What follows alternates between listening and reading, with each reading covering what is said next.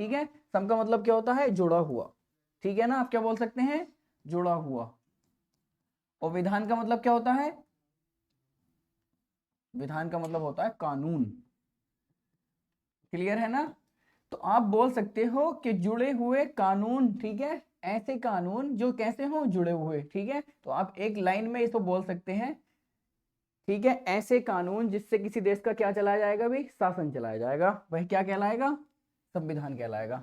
ऐसा कानून जिसके द्वारा, ऐसा कानून जिसके द्वारा, जिसके द्वारा किसी राष्ट्र का क्या चलाया जाएगा, शासन चलाया जाता है, किसी राष्ट्र का शासन चलाया जाता है। एक छोटी सी लैंग्वेज हो गई भी, ठीक है, शासन चलाया जाता है। क्लियर। ऐसा कानून जिसके द्वारा किसी राष्ट्र का शासन चलाया जाता है, ठीक है। आप एक वर्ड भी जानते हो जिसका नाम है कॉन्स्टिट्यूशन, ठीक है। तो सबको जितना जिसके याद हो वो बताता भी रहेगा भी, ठीक है, हैंड टू हैंड। अगर हम बात करेंगे कॉन्स्टिट्यूशन वर्ड की, तो ठीक है, ये किस भाषा का शब्द है, सबसे पहला सवाल, ठीक है। और बात करेंगे इस जो आप शब्द को जानते हो, जिसे आप कॉन्स्टिट्यूशन के नाम से जानते हो, वो किस व्यक्ति ने दिया था, वो कौन था जिसने सर्वप्रथम पूरे वर्ल्ड के अंदर, पूरी दुनिया के अंदर एक संविधान शब्द की स्थापना की। बताओ सब जने, कोई दिक्कत ना है, जिसके याद हो, ठीक है। तो मेरी क्लास वालों के तो याद होगा, ठीक है। याद रखना है भी, क्या नाम है उसका, हेनरी मैन, ठीक है। एक ब्रिटिश नागरिक था जिसका नाम क्या था, ब्रिटिश नागरिक था जिसका नाम था हेनरी मैन, ठीक है। पूरी दुनिया के अंदर इसने ही सर्वप्रथम इस संविधान शब्द का क्या किया था, यूज किया था। और जिसे आप किस नाम से जानते हो, कि ऐसा कानून जिसके द्वारा किसी राष्ट्र का क्या चलाया जाता है, संपूर्ण शासन चलाया जाता है, वही क्या कहलाता है, संविधान कहलाता है, ठीक है। कोई लिखना है किसी ने कुछ यहाँ इसमें, ठीक है। ये तो सब कॉन्सेप्ट की बात है, ठीक है। नेक्स्ट की हम बात करेंगे, अब देखो, ठीक है। अगर हम संविधान की बात कर रहे हैं तो कुछ सीखना भी है यहाँ से जैसे, एक मिनट भी पीछे इधर ले आएंगे ना इसे, आ गया ना इधर, ये देखो भाई, संविधान की आ गया ना। तो याद रखेंगे इसकी जो, ये जो कॉन्स्टिट्यूशन वर्ड है, ये ग्रीक भाषा का शब्द है, कहाँ का, ग्रीक भाषा का, ग्रीक भाषा का शब्द है। इतना कॉन्सेप्ट क्लियर हुआ। एक वर्ड को समझ में से समझना, ठीक है, जिससे कि आपका अगला सवाल आप दे सको, ठीक है। संविधान का कॉन्सेप्ट सबके याद होना चाहिए कि ऐसा कानून जिसके द्वारा किसी राष्ट्र का क्या चलाया जाएगा, शासन चलाया जाएगा, वही क्या कहलाएगा, संविधान। अब दो भागों में पढ़ते हो संविधान को, ऐसा ऐसे कानून जो बहुत सारे जुड़े हुए हैं जिसके द्वारा किसी राष्ट्र का शासन चलाया जाता है, ठीक है। कॉन्स्टिट्यूशन जो एक भाषा है, वो किस भाषा का शब्द है, ग्रीक भाषा का शब्द है। पहला व्यक्ति जिसने पूरे वर्ल्ड के अंदर इस संविधान को आप जानते हैं उसका यूज किया, उसका नाम क्या था, हेनरी मैन। कहाँ का था, ब्रिटिश नागरिक था, ठीक है, यूके का। अगर हम नेक्स्ट बात कर रहे हैं तो आपने एक परिभाषा सीख ली जिसे आप क्या बोलते हैं, संविधान। क्लियर, सभी को पता चल गया ना संविधान क्या चीज होती है। उसी के बाद एक शब्द और आता है जिसको हम बोलते हैं संविधानवाद, ठीक है। अगर आप इसको इंग्लिश में कॉन्स्टिट्यूशन बोलते हो, अगर आप इसको कॉन्स्टिट्यूशन बोलते हो इंग्लिश के अंदर, तो इसी को हम बोलते हैं कॉन्स्टिट्यूशनलिज्म, कॉन्स्टिट्यूशनलिज्म, ठीक है ना।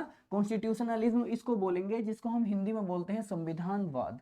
क्लियर। अब संविधानवाद ध्यान से समझना, संविधानवाद को अगर परिभाषित करना चाहोगे तो आप बोल सकते हो कि संविधान का प्रैक्टिकल रूप ही, संविधान का प्रैक्टिकल रूप ही क्या कहलाता है, संविधानवाद कहलाता है, संविधानवाद कहलाता है।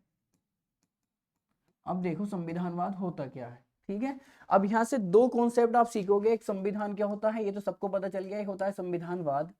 संविधान का प्रैक्टिकल रूप, संविधान के अंदर वर्णित जितने भी नियम और कानून हैं, ठीक है, आप उनका जो यूजेस करोगे, ठीक है। संविधान के अंदर आपको पता होगा, आगे चल के आप सीखोगे कि संविधान के अंदर कितने भाग हैं, टोटल 22 भाग हैं, 395 अनुच्छेद वर्णित हैं उसके अंदर, अलग अलग 12 अनुसूचियां उसके अंदर वर्णित हैं, टाइम टू टाइम वर्णित की गई।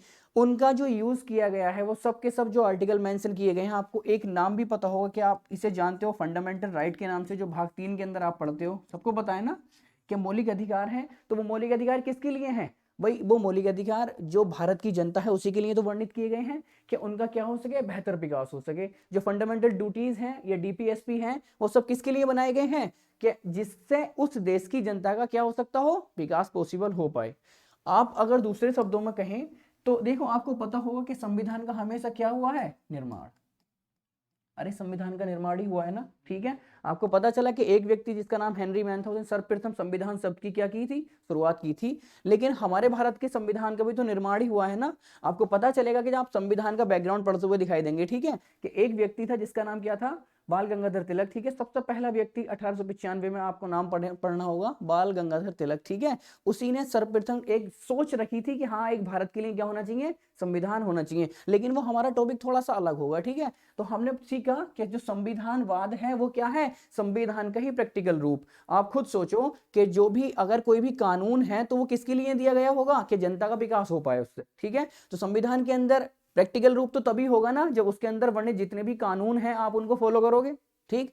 अगर वो फॉलो होंगे तभी तो जनता का विकास होगा, फॉलो नहीं करोगे तो जनता का विकास भी नहीं होगा, ठीक। उसी को संविधानवाद कहते हैं। अब यहाँ से दो बेहतरीन सवाल हमेशा पीसीएस के एग्जाम्स में पूछे गए हैं, वो थोड़ा सा टिपिकल बना देता है जब वो वन लाइनर करके पूछता है। पीसीएस इसे पॉइंट टू पॉइंट पूछेगा कि 1 2 करके पूछ लेगा, और इसी के तो नीचे वो ऑप्शन देगा कि निम्नलिखित में से कौन से सही हैं, ठीक है, ऐसी पूछता है ना। तो यहाँ से वो पूछेगा, जैसे कि आपका पहला सवाल है, ध्यान से सुनना सब जने। पहला सवाल, निम्नलिखित में से कौन सा ऐसा देश है, ठीक है। आपको ये दोनों तो समझ में आए ना, संविधान क्या होता है और संविधानवाद क्या होता है। तो बेहतरीन पहला क्वेश्चन देखो आप। पहला सवाल ये है, निम्नलिखित में से कौन सा ऐसा देश है जहां संविधानवाद होते हुए भी जहां संविधान होते हुए भी संविधानवाद नहीं था। ऐसा कौन सा देश है, ऐसा कौन सा देश है जहां संविधान होते हुए भी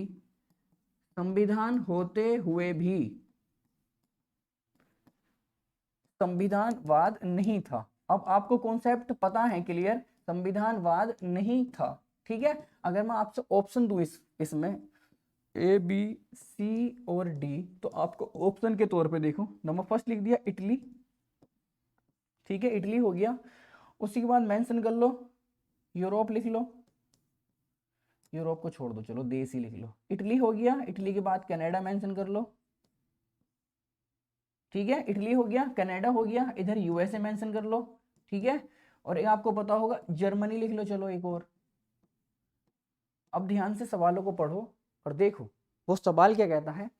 ऐसा कौन सा देश है जहां संविधान होते हुए भी क्या नहीं था, संविधानवाद नहीं था। इसका मतलब कि संविधान तो उसका था देश के अंदर, और कानून भी होंगे जब संविधान होगा, ठीक है। लेकिन इस संविधान का प्रैक्टिकल रूप क्या नहीं होगा, यहाँ पर पॉसिबल नहीं हो पाएगा। वो प्रैक्टिकल रूप अपनाओगे तभी तो संविधानवाद हो पाएगा ना। वही उसने पहली लाइन में मैंने बता दिया था कि प्रैक्टिकल रूप ही संविधानवाद कहलाएगा। आप ऐसे समझ लो, अगर आप बिल्कुल हिंदी में समझना चाह रहे हो कि देश में होने वाला विकास या देश की जनता का होने वाला विकास, ठीक है। और वो पॉसिबल होगा कैसे, जब आप संविधान का क्या करोगे, प्रैक्टिकल रूप अप्लाई करोगे देश के अंदर, क्लियर।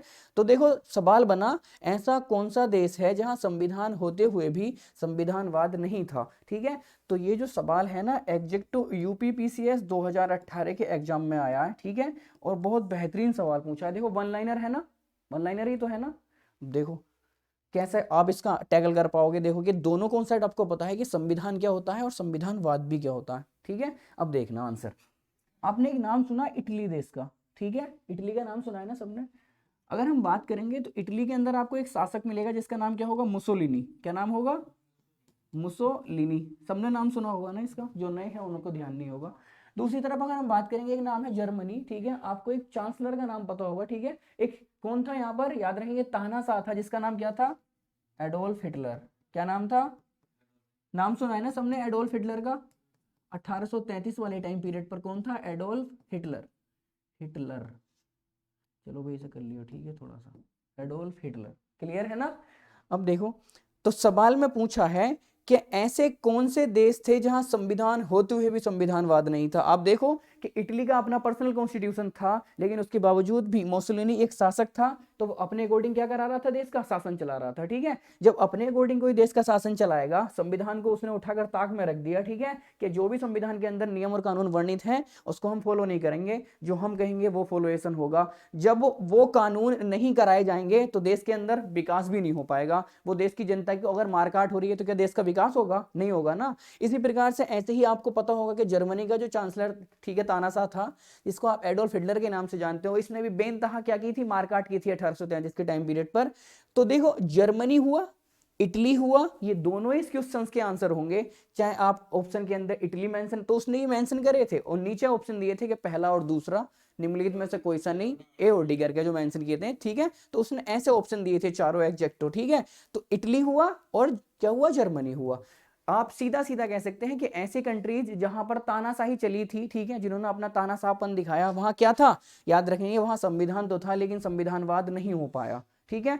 एक सवाल समझ में आया आपके, ठीक है, कि संविधान होते हुए भी देश का क्या नहीं हो पाया, उस देश की जनता का विकास नहीं हो पाया। जब देश का विकास, जनता का विकास नहीं हुआ तो देश कैसे आगे प्रगति करेगा। क्लियर। अब देखो नेक्स्ट, दूसरा सवाल देखना अभी हमें, ठीक है, अब इसी का लेवल पे नेक्स्ट नंबर 2 क्वेश्चन आएगा हमारा। ऐसा कौन सा देश है, ऐसा कौन सा देश है, बहुत बेहतरीन सवाल है ये भी, ऐसा कौन सा देश है जहां संविधान नहीं होते हुए भी, अब यहां से 2 सवाल बनेंगे बहुत बढ़िया, संविधान नहीं होते हुए भी, संविधान नहीं होते हुए भी संविधानवाद था, संविधानवाद था। क्लियर है। अगर मैं ऑप्शन के तौर पर जानूं ए बी सी और डी, तो आप नंबर फर्स्ट पर ऑप्शन दो, ठीक है, यूएसए। क्लियर। यूएसए के बाद अगर हम बात करेंगे स्विट्जरलैंड, स्विट्जरलैंड के बाद अगर हम बात करें इंडिया, और नंबर 4 ब्रिटेन। अब देखो ऑप्शन, सवाल एग्जैक्ट तो बिल्कुल सेम हो गया लेकिन थोड़ी सी प्रोविंसेस चेंज कर दिए। ऐसा कौन सा देश है जहां संविधान नहीं होते हुए भी संविधानवाद था। प्रैक्टिकली तौर पे देखो कि संविधान नहीं भी था तब भी संविधानवाद पॉसिबल हो पाया वहां। क्या दोगे आंसर, याद रखना ब्रिटेन। क्या आंसर दोगे, ब्रिटेन। आपको पता है ना, एकमात्र ऐसी कंट्री जिसका अलिखित संविधान है, उसका आप क्या नाम दोगे, ब्रिटेन। क्लियर है ना।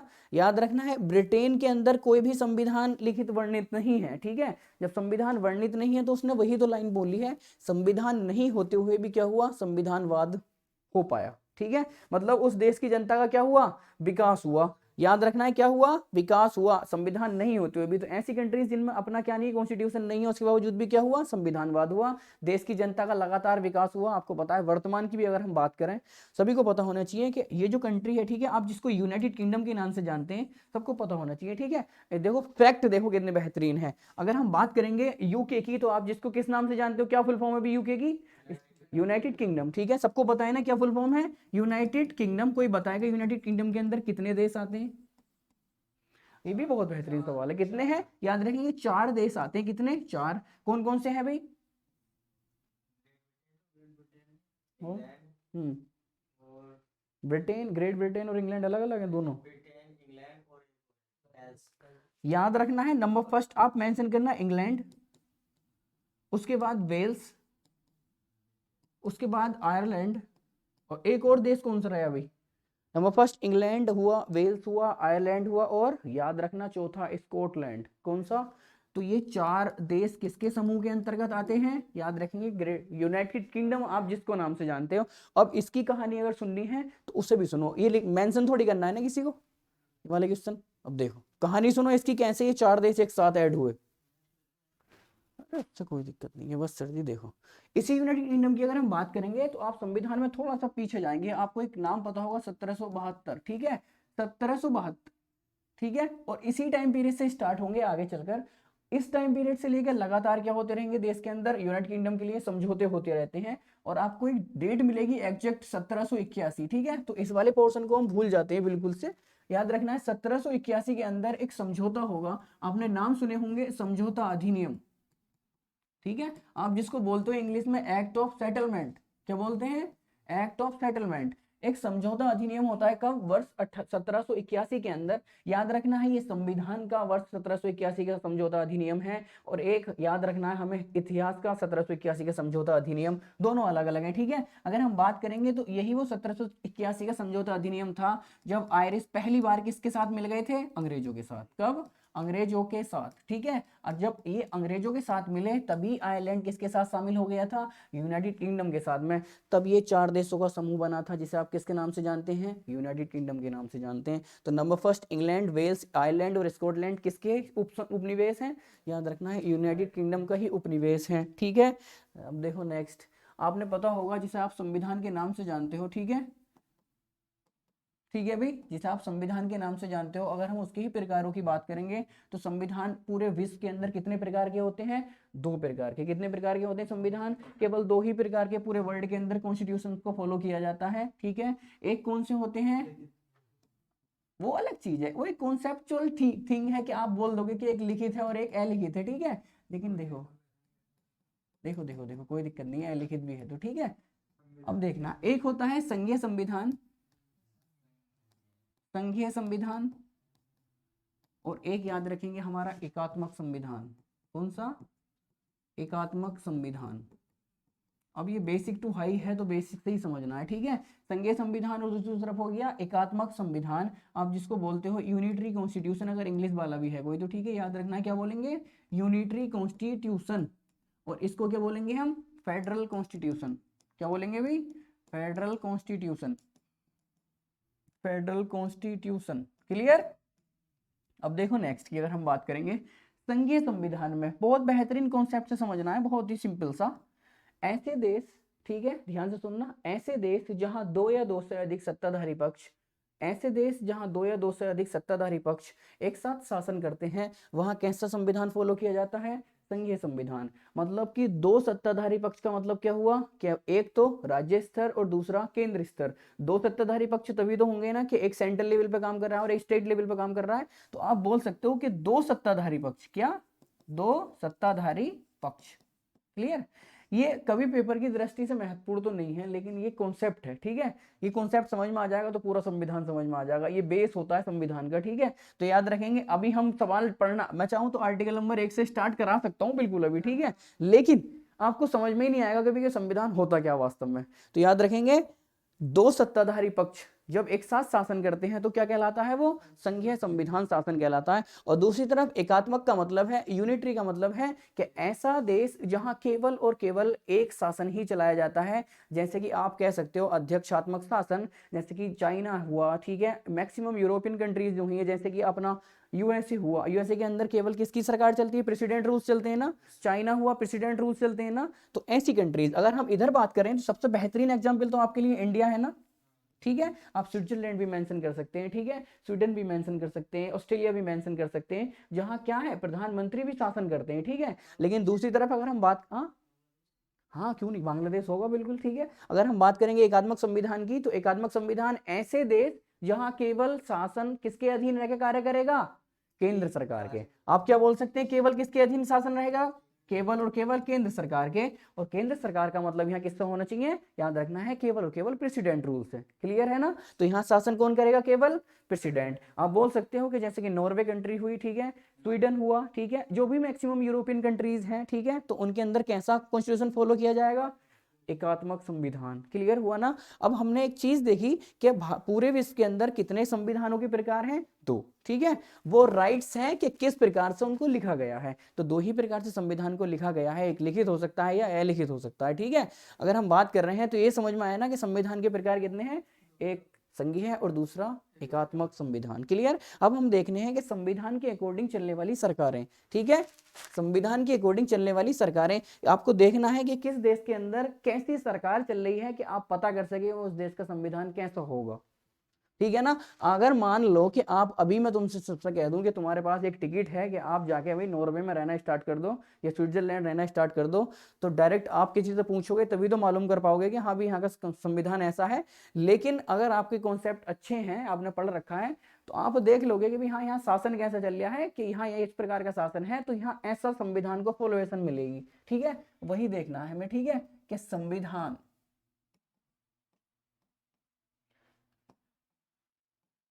आप ये समझो, संविधान के अनुसार परिभाषाएं, सरकारों की परिभाषाएं, संविधान के अनुसार,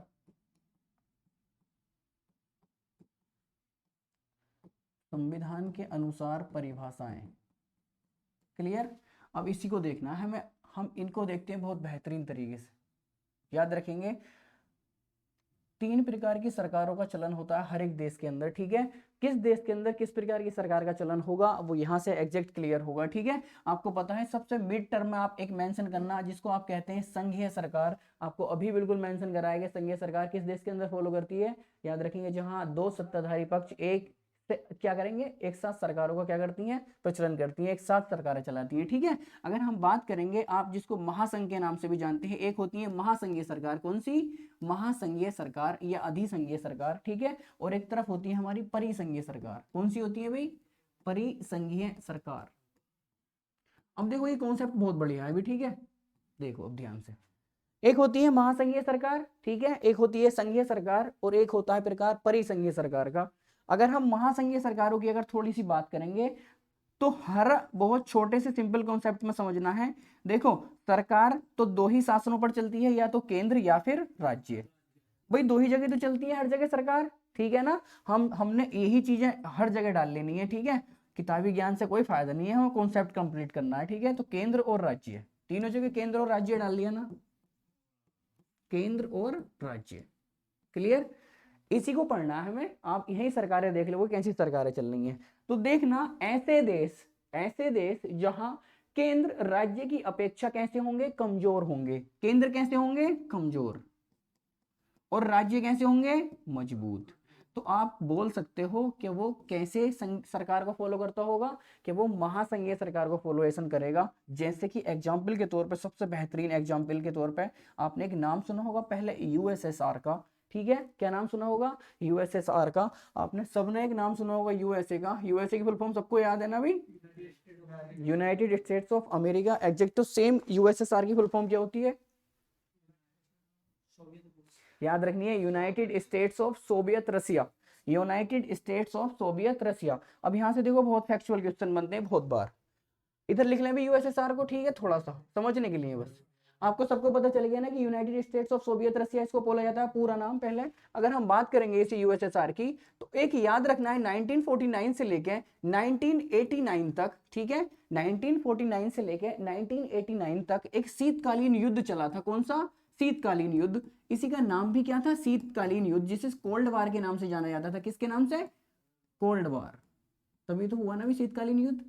इस कोल्ड वार में हाँ, इसके एवज में कौन था, यूएसए, ठीक है। तो किन किन के मध्य था ये, यूएसए और यूएसएसआर के मध्य। अब ध्यान से समझना, आप किस प्रकार से बोलते हो कि यूएसएसआर के अंदर महासंघीय सरकार थी, ठीक है। आपको पता है ना वर्तमान में जो यूरोप का महाद्वीप था, ठीक है, यूरोप महाद्वीप के अंदर ही तो अवस्थित है, आपको पता है ना, ठीक है। रसिया दो महाद्वीपों के अंदर पड़ता है, यूरोप के अंदर ही पड़ता है और एशिया के अंदर ही पड़ता है, ठीक है। अगर हम एग्जैक्ट लोकेशन की बात करेंगे तो उत्तरी यूरोप और पूर्वी एशिया के अंदर अवस्थिति है किसकी, यूएसएसआर की, ठीक है। और यूएसए का तो आपको सबको पता है ना, North America then South America, दो पार्टों के अंदर डिवाइडेड है अमेरिका, ठीक है। और ये यूएसए जो पड़ता है नॉर्थ अमेरिका के अंदर पड़ेगा, उत्तरी अमेरिका के, ठीक है, जहां वाशिंगटन डीसी और कैलिफोर्निया एक साथ पड़ते हैं, क्लियर।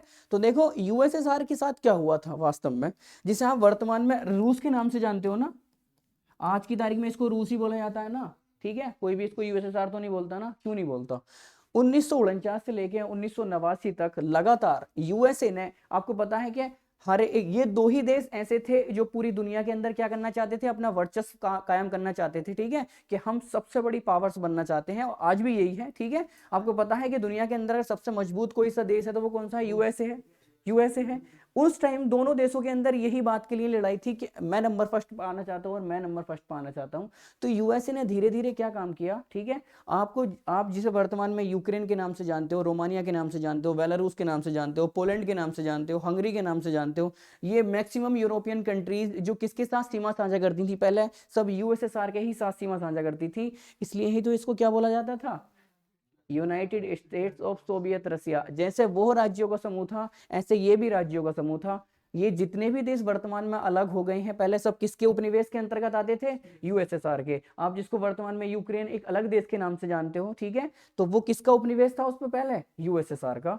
धीरे धीरे यूएसए ने शीतकालीन युद्ध के द्वारा क्या कायम कराया, कि अगर एक छोटी, मेरे ही पीछे अगर एसपी हाथ लगा दे, मेरे पीछे जिले की सबसे सर्वोच्च पावर अगर हाथ लगा दे, तो मैं किसी से डरूंगा, नहीं डरूंगा ना। उसी प्रकार से एग्जैक्टो सेम यूएसए ने क्या काम किया, यूएसए ने धीरे धीरे जो इसके राज्य थे उनको क्या कहा,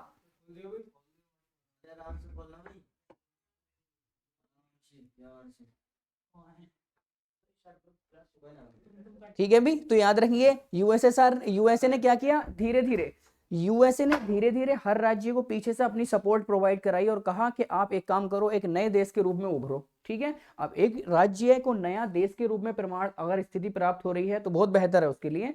इसलिए धीरे धीरे 1949 से लेकर 1989 तक सभी राज्य जो किसके उपनिवेश में आते थे यूएसएसआर के, धीरे धीरे अलग हो गए। ठीक है, तो बोला गया था कि ऐसे देश जहां केंद्र कैसा होगा, कमजोर होगा किसकी अपेक्षा, राज्य की अपेक्षा। ठीक है, तो राज्य कैसे हैं यहाँ पर, मजबूत हैं, क्योंकि वो किस में आ गए, वो एक नए देश के रूप में उदित हो गए। ठीक है, जिन्हें वर्तमान में आप यूक्रेन के नाम से जानते भी हो। ठीक है, और थोड़ा सा वो तो अलग हो गया, करंट का क्वेश्चन हो गया ना। ठीक है, कि बिल्कुल अभी वर्तमान में आपको पता है कि लेटेस्ट रूस और यूक्रेन के मध्य क्या चल रहा है, विवाद चला है। ठीक है, लगातार। ठीक है, तो सभी को याद होना चाहिए कि इनके लिए जो भी क्वेश्चन है जीडी वाले, रूस की राजधानी सबको कंपलसरी याद होनी चाहिए। ठीक है, रूस की राजधानी की अगर हम बात करेंगे तो रूस की राजधानी क्या है भाई, मॉस्को। ठीक है, याद रखना है। अगर हम रूस की बात करेंगे तो रूस कितने महाद्वीपों के अंदर अवस्थित है, 2 महाद्वीपों के अंदर अवस्थित है, एक यूरोप के अंदर और दूसरा एशिया के अंदर। ठीक है, अगर हम बात करेंगे रूस की तो रूस के वर्तमान में प्रेसिडेंट कौन है, व्लादिमीर पुतिन। और बेहतरीन सवाल, एकमात्र ऐसा देश जिसने 2036 तक अपने प्रेसिडेंशियल पावर्स को क्या कर दिया है,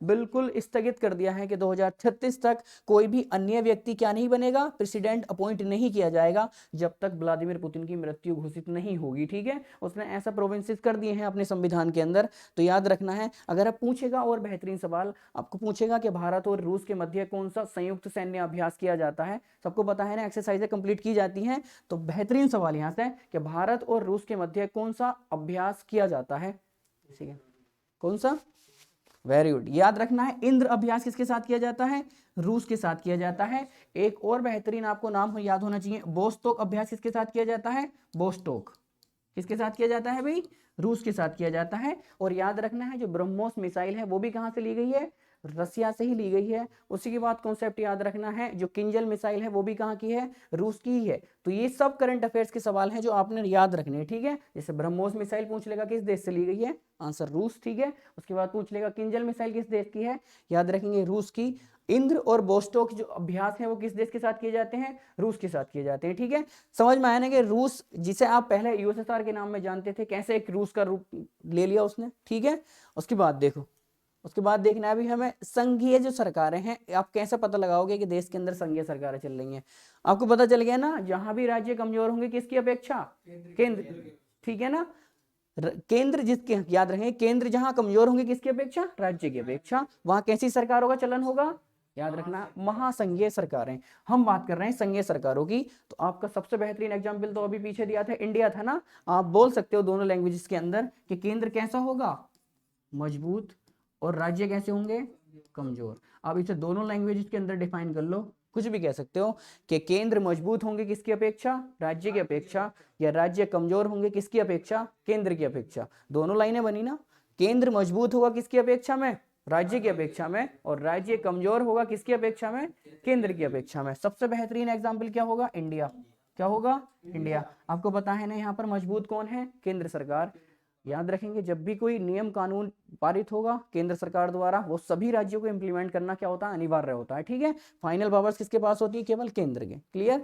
अब आया हमारा परिसंघीय सरकार, ऐसे देश जहां, याद रखना है, केंद्र सरकार और राज्य सरकार दोनों एक साथ शासन करती हैं, वहां कैसी सरकारें होती हैं, परिसंघीय सरकार। तो मैंने मतलब एग्जैक्टो सेम आपको आंसर देना होगा, यूएसए। Clear, USA. आपको पता है यूएसए प्रांत के अंदर टोटल कितनी सीटें हैं, याद रखनी है 50। और उसी के उसमें अपरांत याद रखेंगे, अगर हम सीनेट की बात करेंगे तो सीनेट के अंदर टोटल कितने व्यक्ति बैठते हैं, 50। और उसके अंदर हर एक कैंडिडेट के पास 2 सीटें होती हैं, तो टोटल कितनी सीटें होती हैं, 100 सीटें होती हैं। आपको बताया ना, सीनेट सबसे पावरफुल होता है। ठीक है, पूरे वर्ल्ड के अंदर। क्लियर। पूछेगा ना सबसे उच्च सदन पूरे विश्व का कौन सा है, तो सीनेट। कौन सा है, सीनेट। आप वर्तमान में भी जानते हो, जैसे हमारी संसद है, तो संसद का सबसे उच्च सदन कौन सा है, हमारा राज्यसभा। ऐसे ही विश्व का सबसे ऊंचा सदन कौन सा है, house of senate. House of senate जो कहाँ का है, याद रखेंगे, यूएसए की संसद का। क्लियर। तो ये सब सरकारें समझ में आई ना। आप बता सकते हो किस देश के अंदर किस प्रकार की सरकार का चलन है। आपको पता है कि हमारे बार भारत की बात है। ठीक है, तो याद रखेंगे संघीय सरकार कहाँ होंगी, जहां केंद्र किसकी अपेक्षा कैसे होंगे, मजबूत होंगे राज्य की अपेक्षा। ये कॉन्सेप्ट भी सही हुआ अभी। क्लियर। अब देखो नेक्स्ट, आप जिसे बोलते हो ना पॉलिटी, पॉलिटी बोलते हो ना आप, अब पॉलिटी देखो। ठीक है, देखो भाई, पोली शब्द होता है एक, और इसके साथ पढ़ते हैं हम सिस्टम के साथ मिलाकर। किसके साथ मिलाकर, सिस्टम के साथ मिलाकर।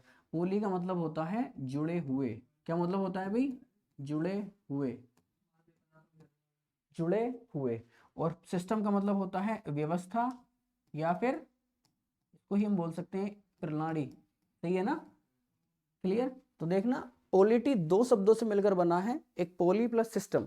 पॉलिटी के पॉली का मतलब क्या होता है, जुड़े हुए, व्यवस्था का मतलब होता है, याद रखेंगे, प्रणाली या फिर व्यवस्था। आप बोल सकते हैं कि पॉलिटी कैसे बोलते हैं, आप पॉलिटी को हिंदी में बोलते हैं राज्य व्यवस्था। क्या बोलते हैं, राज्य व्यवस्था। ठीक है, राज्य व्यवस्था। तो आप बोल सकते हैं इस लाइन से कि ऐसे ऐसे व्यवस्था, ठीक है, बहुत सारे राज्यों से जुड़ी हुई एक ऐसी व्यवस्था जो राज्यों के क्या करेगी, सरकारों का चलन कराएगी, उसी को हम किस नाम से जानते हैं, राज्य व्यवस्था के नाम से जानते हैं। याद रखना, बहुत सारे जुड़े हुए राज्यों की जो व्यवस्था को चलाते हैं उसी को हम क्या कहते हैं, पॉलिटी कहते हैं। ठीक है, उसी को हिंदी में राज्य व्यवस्था के नाम से जाना जाता है। ठीक है, अगर हम इसको देख लें भी थोड़ा सा, ठीक है, एक सेकंड बस, तो यहाँ पर हम इतना मेंशन कर लें बस थोड़ा सा, पॉली स्टेट। ठीक है, बहुत सारे जुड़े हुए राज्यों को चलाने वाली ऐसी व्यवस्था क्या कहलाएगी, राज्य व्यवस्था कहलाएगा। ऐसा कोई सा भी सिस्टम जो बहुत सारे राज्यों को क्या चलाएगा, शासन चलाएगा, क्या कहलाएगा, राज्य व्यवस्था कहलाएगा। इसी स्टेट की अगर हम बात कर रहे हैं, ठीक है, इसी स्टेट की जिसे आप स्टेट के नाम से जानते हो, ठीक है, तो यहां से देखना बहुत बेहतरीन सवाल बनेगा। आपने फंडामेंटल राइट अभी आगे पढ़ोगे, ठीक है, थोड़ा थोड़ा फंडामेंटल राइट मिलेगा एक आपको मिलेगा डीपीएसपी, ठीक है, और एक आपको मिलेगा एक भाग 6। क्लियर है ना। इन्हीं के अंदर आपको आर्टिकल मिलेगा नंबर फर्स्ट 12 आर्टिकल, उसके बाद नंबर 36 आर्टिकल, उसके बाद एक आर्टिकल मिलेगा 152। ठीक है, तो यहाँ इन तीनों आर्टिकल्स के अंदर क्या डिफाइन किया गया है, राज्य शब्द की परिभाषा। क्या हुआ है, राज्य शब्द की परिभाषा। जब फंडामेंटल राइट पढ़ेंगे तो और तरीके से डिफाइन करेंगे। इसके लिए सिर्फ इतना समझना है कि जिसे आप राज्य के नाम से जानते हो, हर एक राज्य भारत का क्या होगा, संपन्न होगा। संपन्न का मतलब संप्रभु होगा, सोवरेनिटी होगी, किसी भी राज्य पे किसी का क्या नहीं होगा, अधिकार नहीं होगा किसी भी प्रकार का। ठीक है, सब राज्य क्या होंगे, अपनी हर एक राज्य की निश्चित क्या होगी, एक क्षेत्र या सीमा होगी ना। हम ठीक है भाई, भारत के 28 राज्य हैं वर्तमान में, किसी भी राज्य पर किसका क्या नहीं है, उपनिवेश नहीं है। दूसरी बात, हर एक राज्य की अपनी एक क्या होगी, क्षेत्र और सीमा होगी। दूसरी बात अगर हम करेंगे, हर एक राज्य की बात करेंगे, हर एक राज्य में लोकतंत्र स्थापित कराने के लिए उसके पास क्या होगी, जनता होगी। अगर हम नेक्स्ट एंड फाइनल बात करेंगे, शासन चलाने के लिए राज्य के अंदर क्या होगी, सरकार होगी, सरकार। ठीक है, अब इतना समझ में आया ना सबके। इस राज्य के अंदर इतनी चीजें कंप्लीट होती हैं हर एक राज्य के पास। ठीक है, क्या हर एक राज्य अपने आप में क्या होगा, सोवरेनिटी होगा, संप्रभु होगा। उसके बाद हर एक राज्य की अपनी निश्चित सीमा होगी, क्षेत्र होगा। उसके बाद ये कहेगा हर एक राज्य में लोकतंत्र स्थापित कराने के लिए जनता होगी, और शासन करने के लिए क्या होगी, सरकार होगी। ठीक है, अगर हम बात करेंगे सरकार की, ठीक है, सरकार देख लो भाई, सरकार कैसे शासन करेगी, हाउ टू वर्क गवर्नमेंट। ठीक है, अब बोलते हैं ना सरकार का कार्य कैसे, तो ठीक है, देखो सरकार, सभी सरकारें, ठीक है, कितने प्रकार के शासन करती हैं, 3 प्रकार से। कितने प्रकार से शासन करती है, 3 प्रकार से। आपको पता होगा सबको। नंबर फर्स्ट आती है विधायिका। क्या आती है, विधायिका। और फिर नेक्स्ट क्या आती है, कार्यपालिका। और फिर क्या आती है, न्यायपालिका। यही 3 होती हैं जो क्या कराती हैं, सरकारें चलाती हैं। अगर हम विधायिका की बात करेंगे, ठीक है, जिसे आप लेजिस्लेचर के नाम से जानते हो, ठीक है, तो याद रखेंगे भी इसी का काम क्या होता है, कानूनों को बनाना, कानूनों को बनाना। क्लियर, कोई भी कानून हो, एग्जैक्ट तो कोई भी कानून हो, आपसे पूछ लेगा कि विवाह अधिनियम किस वर्ष लाया गया, आपने आंसर देना है 1955। ठीक है, कोई भी नागरिकता संशोधन अधिनियम में किस वर्ष लाया गया, कि बताओगे आप, अलग अलग टाइम पीरियड पर 2019 का सबसे लेटेस्ट लाया गया है। ठीक है, कार्यपालिका का काम क्या होगा, उसी कानून को क्या कराना, इंप्लीमेंट कराना, कानूनों को लागू कराना। बहुत बहुत छोटी सिंपल सी लैंग्वेज है, कानूनों को लागू कराना। ठीक है, उसी के बाद न्यायपालिका आ गई। एग्जैक्टो कानून को लागू कराने में, ठीक है, जो भी क्या आएगा, बाधा उत्पन्न होगी कानूनों को लागू कराने में, चाहे वो केंद्र स्तर पर हो चाहे वो राज्य स्तर पर हो, उसके लिए क्या है, देश के अंदर सुप्रीम कोर्ट है, देश के अंदर हाई कोर्ट है, और हाई कोर्ट के अंदर भी क्या है, सेशन कोर्ट। क्या है, सेशन कोर्ट। क्लियर हुआ। तो याद रखना है सबने, इन दोनों को, कानूनों को लागू कराने के लिए इंप्लीमेंटेशन क्या होगी, सुप्रीम कोर्ट होंगे, हाई कोर्ट होंगे, और सेशन कोर्ट होंगे। ठीक है, सुप्रीम कोर्ट, हाई कोर्ट और सेशन कोर्ट, ये केंद्र स्तर पर, कौन से स्तर पर, केंद्र स्तर पर। ठीक है, और अगर हम बात करेंगे यहाँ पर, तो ये किस स्तर पर होंगे, राज्य स्तर पर। और ये याद रखना है हमें, जिला स्तर पर। किस स्तर पर, जिला स्तर पर। इतना क्लियर हुआ। अब देखो नेक्स्ट, हुआ इतना क्लियर? तीनों समझ में आए कि सरकार कितने प्रकार से शासन करती है? 3 प्रकार से। कैसे कैसे काम करेगी? नंबर फर्स्ट पे कानून बनाने का काम, इसी को विधायिका को और बात करेंगे, इसी को संसद कहते हैं। क्या कहते हैं? संसद। दूसरे शब्दों में ही इसे विधायिका कहते हैं, ठीक है? विधायिका ही संसद कहलाती है। क्लियर? नेक्स्ट देखो, बिल्कुल लिखा है सेशन कोर्ट जिला स्तर पर, ठीक है, जिन्हें अधीनस्थ न्यायालयों के नाम से जाना जाता है, ठीक है? क्लियर हुआ? अधीनस्थ न्यायालय आगे चल के पढ़ोगे आप 233, 229, 234 के अंदर, ठीक है, जिसे आप सीजे के नाम से जानते हो, राज्यपाल की सहायता के द्वारा क्या करेगा? अपॉइंटमेंट कराएगा, ठीक है? देखो नेक्स्ट, आपने एक नाम सुना होगा जिसका नाम है प्रस्तावना। सबने सुना है ना प्रस्तावना? प्रियम्बल बोलते हैं जिसको, ठीक है? अब स्टार्ट हो गया है संविधान, प्रियम्बल, ठीक है? संविधान की अगर हम बात करेंगे, ठीक है, तो देखो ध्यान से, संविधान प्रस्तावना के लिए बहुत बहुत बेहतरीन सवाल है प्रस्तावना में। सबसे पहले कि प्रस्तावना में अभी तक वर्तमान तक, ठीक है, कुल कितनी बार संशोधन हुआ है? कुल संशोधन कितनी बार हुआ है? केवल एक बार, ठीक है? और वो जो संविधान हुआ है, संविधान संशोधन हुआ है, वो किसके द्वारा हुआ है? 42वें संविधान संशोधन 1976 द्वारा। 42वें संविधान संशोधन 1976 के द्वारा कितने शब्दों को जोड़ लिया गया था? 3 शब्दों को जोड़ लिया गया था। कौन कौन से थे? समाजवाद, समाजवाद नंबर फर्स्ट, उसके बाद धर्मनिरपेक्ष, उसके बाद अखंडता, ठीक है ना? समाजवाद, धर्मनिरपेक्ष और अखंडता, 3 शब्दों को किसके द्वारा जोड़ लिया गया? 42वें संविधान संशोधन 1976 के द्वारा। फिर इसी प्रस्तावना के अंदर बहुत बेहतरीन सवाल, ठीक है, 5 प्रकार की स्वतंत्रताएं वर्णित की गई हैं। आप जानते हो कि प्रस्तावना जब हम स्टार्ट करते हैं कि हम भारत के लोग हैं, क्या हैं? हम भारत के लोग हैं, हम उसके प्रति, ठीक है, प्रतिष्ठा और समानता की क्या रखते हैं? निष्ठा रखते हैं, तथा सभी व्यक्तियों को, ठीक है, अब वो 5 प्रकार की समानताओं के क्या लेगा? स्वतंत्रताओं के नाम लेगा। आपको पता होना चाहिए कि 5 प्रकार की स्वतंत्रताएं कौन कौन सी हैं, ठीक है? 5 स्वतंत्रताएं वर्णित है कहां पर? स्वतंत्रता, ठीक है, स्वतंत्रताएं, ठीक है? तो आप नंबर फर्स्ट लिखना कि विश्वास की स्वतंत्रता किसकी है भाई? विश्वास की स्वतंत्रता। नंबर सेकंड, अभिव्यक्ति की स्वतंत्रता, अभिव्यक्ति की स्वतंत्रता। नंबर थर्ड, विचार की स्वतंत्रता। नंबर 4, पूजा या उपासना की स्वतंत्रता, पूजा या उपासना एक ही बात है ना? नंबर 5, धर्म की स्वतंत्रता, आप जिस धर्म को चाहे क्या कर सकते हैं? स्वीकार कर सकते हैं, ठीक है? तो ये 5 प्रकार की स्वतंत्रताएं कहाँ वर्णित की गई हैं?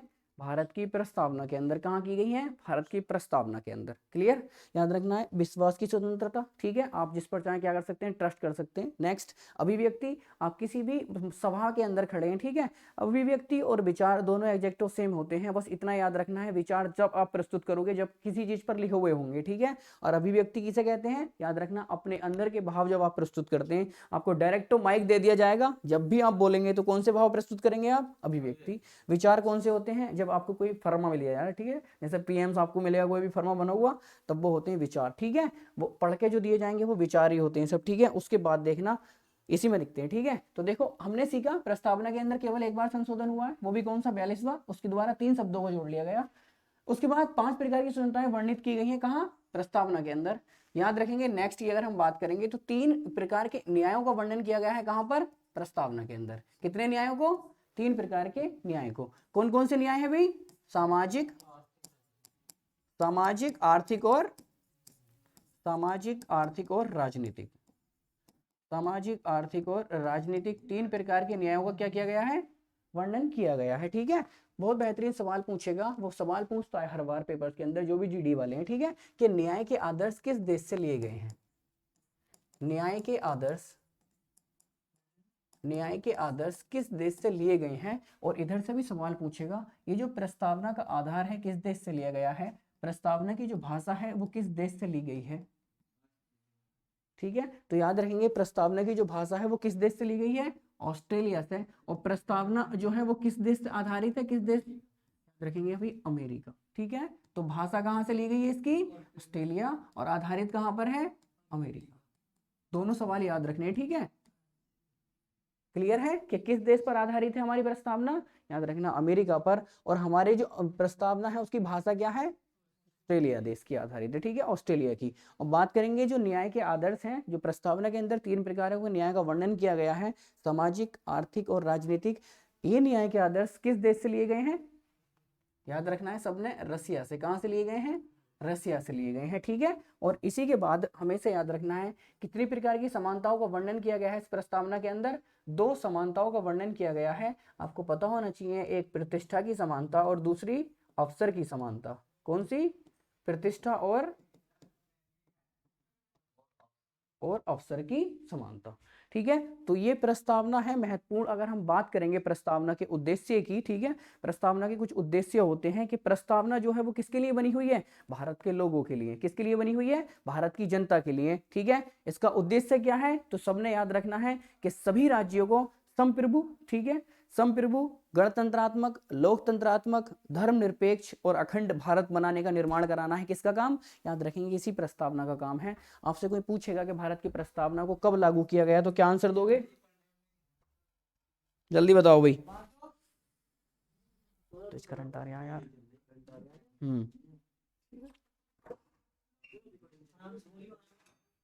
करंट आ रहा है बहुत तेज इसमें।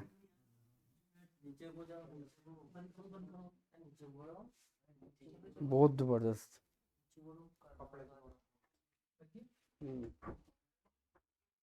ठीक है भाई। तो देखना है, ये याद रखने कॉन्सेप्ट सब, ठीक है। प्रस्तावना से रिलेटेड जितने भी कॉन्सेप्ट याद रखने हैं। संविधान संशोधन कितनी बार हुआ है? इसमें केवल 1 बार, ठीक है। पूछेगा कि वो संविधान के द्वारा कितने शब्दों को जोड़ा गया? 3। अभी पीछे बहुत बेहतरीन क्वेश्चन है जीडी के लिए। तो समाजवाद, धर्मनिरपेक्ष और अखंडता, तीनों शब्दों को जोड़ लिया गया। उसी के बाद कितने प्रकार की स्वतंत्रताओं का वर्णन है? 5 प्रकार की। कितने प्रकार का न्यायों का वर्णन है? 3 प्रकार के न्यायों का वर्णन है। उसी के बाद कितने प्रकार की समानताओं का वर्णन है? 2 प्रकार की समानताओं का वर्णन है। किसके अंदर? भारत की प्रस्तावना के अंदर, ठीक है। वो बेहतरीन सवाल पूछेगा। एक और बेहतरीन, भारत की संविधान की प्रस्तावना के अंदर फ्रांस से 3 शब्दों को जोड़ा गया था। कहां से? फ्रांस के संविधान से। कहां से? फ्रांस के संविधान से। तो वो 3 शब्द कौन कौन से थे? समानता, स्वतंत्रता और बंधुता। तीनों मेंशन करना है जरूर से जरूर, ठीक है। स्वतंत्रता, समानता और बंधुता, ये तीनों शब्द प्रस्तावना के अंदर कहां जोड़े गए हैं? याद रखना है, फ्रेंच कॉन्स्टिट्यूशन से, फ्रांस के संविधान से जोड़े गए हैं, ठीक है। फ्रांस के संविधान से जोड़े गए हैं। समानता, स्वतंत्रता और बंधुता। स्वतंत्रता, समानता और बंधुता तीनों कहां से जोड़े गए हैं? भाईचारा, भाईचारा, ठीक है ना, ब्रोदरहुड जिसे बोलते हैं। सब बैठे हुए भाईचारा ही है, ठीक है। क्लियर। और समानता का तो पता होना चाहिए, इक्वलिटी, राशन बटेगा सब में बटेगा। क्लियर। स्वतंत्रता तुम्हारे पास अभी आ गया। आप आर्टिकल 19 पढ़ोगे तो उसके अंदर सब कुछ मेंशन करोगे, ठीक है। बस एक लास्ट टाइम सवाल याद रखना है। सबसे सवाल ये पूछा गया है कि ये जो भारत की संविधान की प्रस्तावना है इसको कब लागू किया गया, ये बताना है बस। भारत के संविधान की प्रस्तावना को कब लागू किया गया, बताओ भाई। करंट आ रहा है, बताएगा कोई? संविधान की जो प्रस्तावना है उसे कब लागू किया गया था? बताएगा भी, जल्दी से बता दो एकदम से। याद रखना लागू तिथि, लागू तिथि 26 नवंबर 1949, ठीक है। जिस वर्ष अंगीकृत किया गया था प्रस्तावना की, उसी वर्ष अंगीकृत कर लिया गया था भारत के संविधान के अंदर। क्लियर। 26 नवंबर 1949। क्लियर हो गया। उसी के बाद स्टार्ट करें अभी नेक्स्ट। देखो नेक्स्ट, इतना क्लियर हुआ ना हमारा? प्रियम्बल हमने कंप्लीट की है, ठीक है। बहुत बेहतरीन एक सवाल पूछेगा कि जो प्रस्तावना है, ठीक है, उससे संविधान की आत्मा किसने कहा, कि ठीक है, प्रस्तावना को संविधान की आत्मा किसने कहा? प्रस्तावना को संविधान की आत्मा किसने कहा? वो पूछेगा कि प्रस्तावना को संविधान का गहन आभूषण किसने कहा? तो 2 सवाल बने कि ठीक है, प्रस्तावना को संविधान की आत्मा किसने कहा, ठीक है। हाँ, किसने कहा था? तो याद रखिए थोड़े छोटे केस हैं, 2 बेहतरीन केस हैं, आपको पता होने चाहिए दोनों केस। आप पहले सबसे पहले देखेंगे भी केशवानंद भारती। नंबर फर्स्ट ये याद रखना है, केशवानंद भारती, केशवानंद भारती बनाम केरल सरकार। क्या है भी? केरल सरकार, ठीक है। केशवानंद भारती बनाम केरल सरकार, 24 अप्रैल 1973 का ये वाद है। कब का है भाई? 24 अप्रैल 1973। क्लियर? 24 अप्रैल 1973 का ये वाद है, जिसके अंतर्गत क्या क्या कहा गया था भाई? याद रखना है, जो संविधान की प्रस्तावना है, संविधान की प्रस्तावना, आर्टिकल 32 को भी तो कहा गया है। हाँ बिल्कुल, अभी पूछने दो, बिल्कुल कहा गया था, ठीक है। प्रस्तावना को भी कहा गया था, ठीक है। वो केस के अंदर कहा गया था, वो अलग व्यक्ति है, वो सवाल अलग है, ठीक है। वो संवैधानिक उपचार है आर्टिकल 32, जिसको याद रखेंगे भीमराव अंबेडकर द्वारा संविधान की आत्मा कहा गया था। क्यों कहा गया था वो भी आंसर देखो। आर्टिकल जो 32 है ना, 32, उसके ही अकॉर्डिंग, उसके ही अंतर्गत आपको पता है कि सुप्रीम कोर्ट कितने प्रकार की रिट जारी कराएगा? 5 प्रकार की, ठीक है। कभी भी भारत के किसी भी व्यक्ति के मौलिक अधिकारों का हनन होता है, तब आप किसकी शरण में जा सकते हैं? सुप्रीम कोर्ट की शरण में जा सकते हैं। तो वो उन 5 क्षेत्रों के अंदर क्या जारी कराएगा? रिट जारी कराएगा, जिसके भी अंदर आपका क्या किया गया होगा? मौलिक अधिकार का हनन किया गया होगा। तो याद रखेंगे, भीमराव अंबेडकर के द्वारा ये सबसे बेहतरीन क्या माना गया था? अनुच्छेद माना गया था कि कभी भी मौलिक अधिकारों का हनन होगा तो आप कहाँ जाएंगे?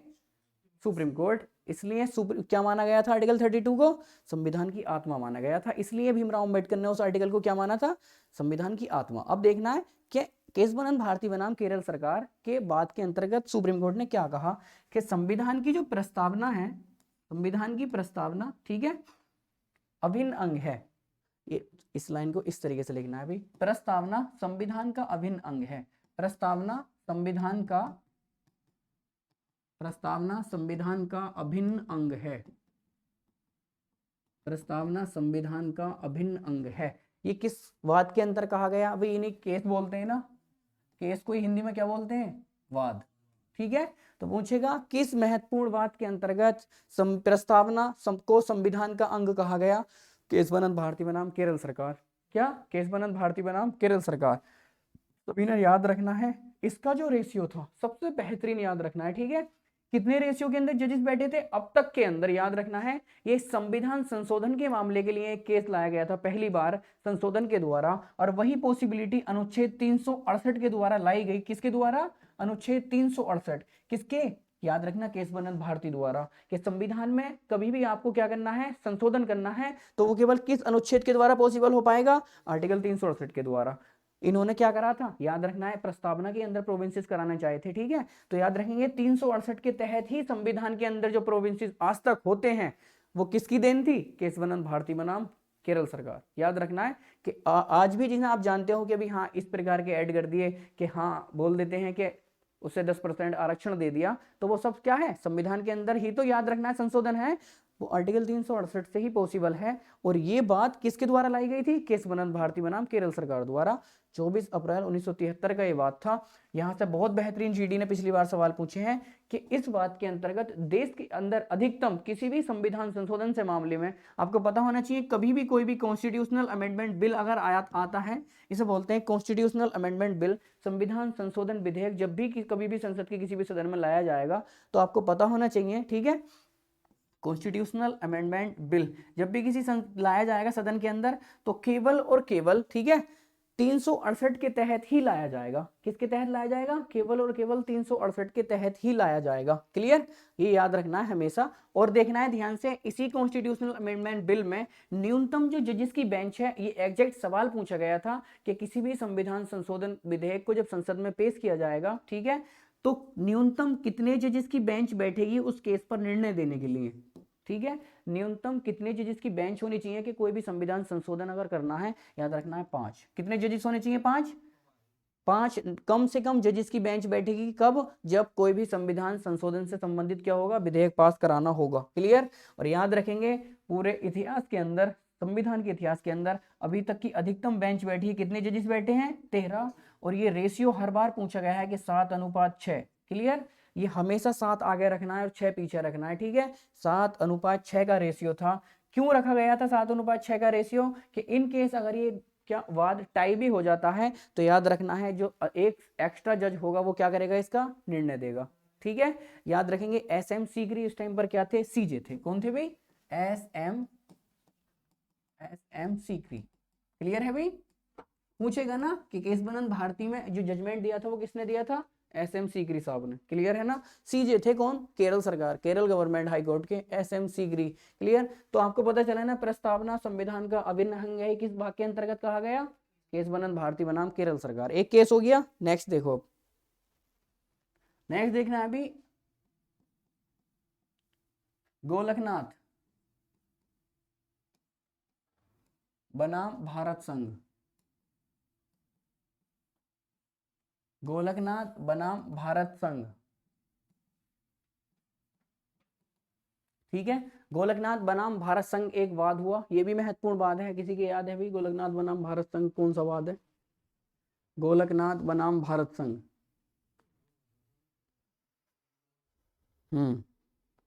जिसे आप गोकुल के नाम से भी जानते हो, यही वो केस था जिसमें M.A. हिदायतुल्ला क्या थे, जस्टिस थे। कौन थे, M.A. हिदायतुल्ला, M.A. हिदायतुल्ला। याद रखना है कि प्रस्तावना संविधान की आत्मा है, जिसे किस केस के अंतर्गत कहा गया था, गोकुलनाथ। प्रस्तावना संविधान की आत्मा है, प्रस्तावना संविधान की आत्मा है, प्रस्तावना संविधान की आत्मा है। ये बात कहाँ है, याद रखेंगे सब, गोकुलनाथ बनाम भारत संघ, ठीक है। बहुत बेहतरीन ये वाद है जिसमें पूछा जाता है, दो याद रखना है कि प्रस्तावना को संविधान का अभिन्न अंग किसके उसमें कहा गया, केस बनन भारती में। प्रस्तावना को संविधान की आत्मा किस किस बात के अंतर्गत कहा गया, गोलकनाथ बनाम भारत संघ। सीजे कौन थे उस टाइम पर, M.A. हिदायतुल्ला, क्लियर। एक और महत्वपूर्ण बात आता है जिसका नाम है बैरूबरी मामला 1980 का, ठीक है। याद रखना है बैरूबरी मामला 1960 का, ठीक है। उस केस के अंतर्गत क्या कहा गया था बैरूबरी मामले में, उन्होंने बोला कि ऐसे व्यक्ति जिन्होंने संविधान की प्रस्तावना को बनाने में अहम भूमिका निभाई है, वो भी क्या नहीं कर सकते, वो भी उस संविधान की प्रस्तावना में प्रोविंसेस नहीं कर सकते, चेंज नहीं कर सकते। खासकर ये दोनों तो आपने याद रखने हैं, ठीक है। एक तो गोलकनाथ और दूसरा केस बनन भारती बनाम भारत सरकार। दोनों केस याद है ना इसकी, 1980, हाँ, गोलकनाथ बनाम भारत संघ 1980। और याद रखना है, और दूसरा जो केस था भाई 1967 का, एक 1973 का, क्लियर। नेक्स्ट देखना है अब, हो गया ये, देखो नेक्स्ट भी। नेक्स्ट आएगा हमारा, देखो भाग। अब भाग से पहले देखो संविधान का जो ऐतिहासिक पृष्ठभूमि है, थोड़ी सी संविधान की ऐतिहासिक पृष्ठभूमि। भाई यहाँ से बहुत बेहतरीन सवाल आने की उम्मीद है, थोड़ा सा जरा कोऑपरेट करेंगे। ऐतिहासिक पृष्ठभूमि ये होता है मेन संविधान के अंदर, ये जिसने सीख लिया संविधान पढ़ लिया उसने पूरा। देखो इसकी फिगर बनती कैसे है, ध्यान से देखना सब। सबसे पहले एक हेडिंग पकड़ना जिसको आप जानते हो किस नाम से, यहां से स्टार्ट कर रहे हैं, ट्री बनाना, नया पेज ले लें, बिल्कुल ठीक है, साफ कर देना इसे। सबको पता है ना क्या पढ़ रहे हैं हम, संविधान की ऐतिहासिक पृष्ठभूमि, किस प्रकार से संविधान के निर्माणों की आवश्यकताएं पड़ी, ठीक है। सबसे पहले अपने एक नाम डालना 1726, कौन सा 1726, एक अधिनियम था, ठीक है 1726 का।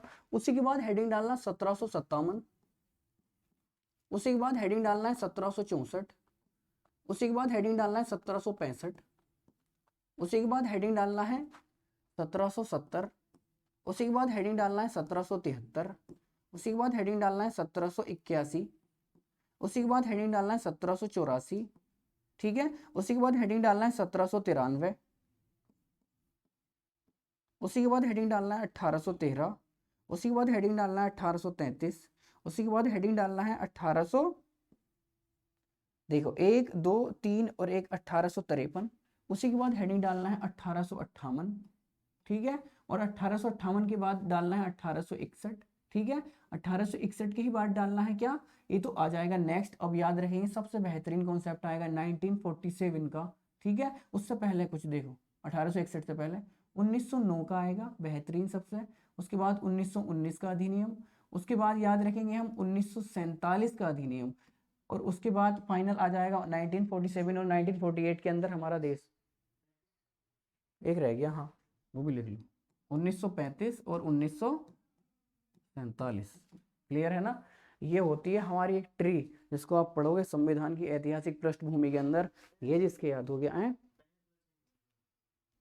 श्रेया कौन सा लेम बताओ, ये वाला दिखाई देगा ये,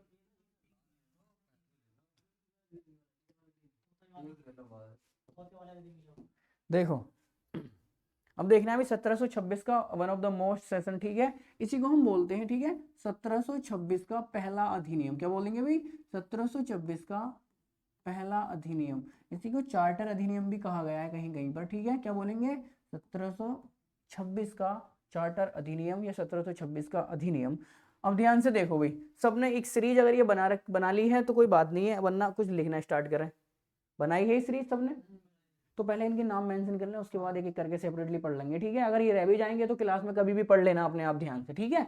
1726 का पहला अधिनियम आप पढ़ोगे, जिसको चार्टर भी कहा गया। थोड़ी सी इसकी जानकारी लेते हुए चलो हैंड टू हैंड, ठीक है। यही वो अधिनियम था जिसके तहत पहली बार गवर्नर जो होते थे, ठीक है, उनको कानून अध्यादेश जारी करने की पावर्स अनाउंस की गई, ठीक है। अब जो भी कंपनी के, देखो आपको पता होगा, इससे पहले थोड़ा सा एक कॉन्सेप्ट आता है जिसको आप देखो यहाँ पर देख लो बीच में, आपको पता होगा 1599 के टाइम पीरियड पर आपने एक नाम सुना होगा, द मर्चेंट, ठीक है ना, द मर्चेंट एडवेंचर्स के नाम की एक कंपनी थी। क्या नाम था? The merchant adventures, the merchant adventures. देखो अगर ट्री के अकॉर्डिंग चलोगे तो बहुत कुछ पीछे तक खींचेगा। आपको पता होना चाहिए कि जो इतिहास के काल हैं, आपको पता है कि अंग्रेजों का जो आकलन था वो मध्यकालीन भारत के अंदर आए थे, ठीक है। आपको पता है कि 3 प्रकार से मध्यकालीन भारत के अंदर क्या आए थे, अलग अलग टाइम पीरियड पर। अगर सबसे पहले बात करोगे तो नंबर फर्स्ट पर पुर्तगाल आए। पुर्तगाल के बाद कौन आए थे भाई? डच आए। डच के बाद कौन आए? अंग्रेज आए, इंग्लिश आए, ठीक है ना, ब्रिटिशर्स जिन्हें बोलेंगे, ठीक है, डच आए। और डच के बाद कौन आए भाई? ब्रिटिशर्स। और ब्रिटिशर्स के बाद कौन आए भाई? डेनिस। और डेनिस के बाद कौन आए? फ्रांसीसी। तो याद रखना है, सबसे पहले पुर्तगाली आए, उसके बाद डच आए, फिर ब्रिटिशर्स आए, फिर उसके बाद डेनिस आए, फिर फ्रांसीसी आए। सबसे पहले आए कौन? पुर्तगाली। और 1961 के अंदर आपको पता है कि 19 दिसंबर, ठीक है, 1961 को गोवा को आजाद कर लिया गया था। किसके द्वारा? पुर्तगाल के द्वारा। तो ये बेहतरीन क्वेश्चन है कि सबसे पहले कौन आया? पुर्तगाली। सबसे बाद में कौन गया? पुर्तगाली। छोटा सा कॉन्सेप्ट बन जाता है। तो पुर्तगाल, उसके बाद डच, उसके बाद ब्रिटिशर्स, उसके बाद डेनिस, और फिर कौन आएगा? याद रखेंगे, फ्रांसीसी। थोड़ी सी लैंग्वेज देखनी है तो ये जो पुर्तगाली थे, ठीक है, ये यूरोपियन निवासी थे। आपको पता होना चाहिए कि यूरोप के एक कोने के अंतर्गत, अगर इस प्रकार से आपने यूरोप मेंशन करा है ना, ठीक है, न्यू यूरोप होता है, तो यहाँ पर जो देश होता है ना अवस्थित, ठीक है, आपको पता होना चाहिए कि यूरोप के ही नीचे क्या अवस्थित है? बिल्कुल एग्जैक्ट नॉर्थ अमेरिका अवस्थित है, ठीक है। याद रखेंगे। तो यहाँ जो देश था इसी को हम पुर्तगाल बोलते हैं। पुर्तगाल के बाद स्पेन हुआ, फ्रांस हुआ, और उसी के बाद आगे चल के क्या होगा? इटली होगा। ये सब देश कहाँ अवस्थित है? याद रखना, यूरोप के अंदर अवस्थित है। इधर से स्टार्ट करोगे, पुर्तगाल हुआ, स्पेन हुआ, फ्रांस हुआ, इटली हुआ, आगे चल के ऐसे ही देश पढ़ते रहेंगे, ठीक है। वो सब ज्योग्राफी का कॉन्सेप्ट है, ठीक है। तो याद रखेंगे। अब देखो ये वाला जो पोर्शन था, यहाँ से पुर्तगाली हुए ना, ये पुर्तगाल देश था, ठीक है। ये पुर्तगाल देश की अगर हम बात करेंगे तो आपको पता होगा कि कुछ इस तरीके से, ध्यान से देखेंगे थोड़ा सा, इससे समझ में आ जाएगा। आपको पता है ना कि ये साउथ क्या है? अफ्रीका है। अफ्रीका महाद्वीप के अंदर आपको पता है कि हॉर्न ऑफ अफ्रीका। मैप दिखा देना। वेरी गुड भाई, कहाँ से होगा मिनिमाइज?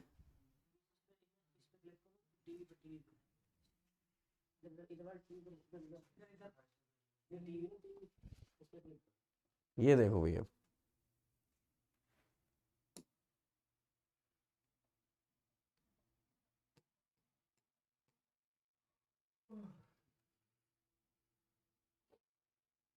कहाँ खुल गया?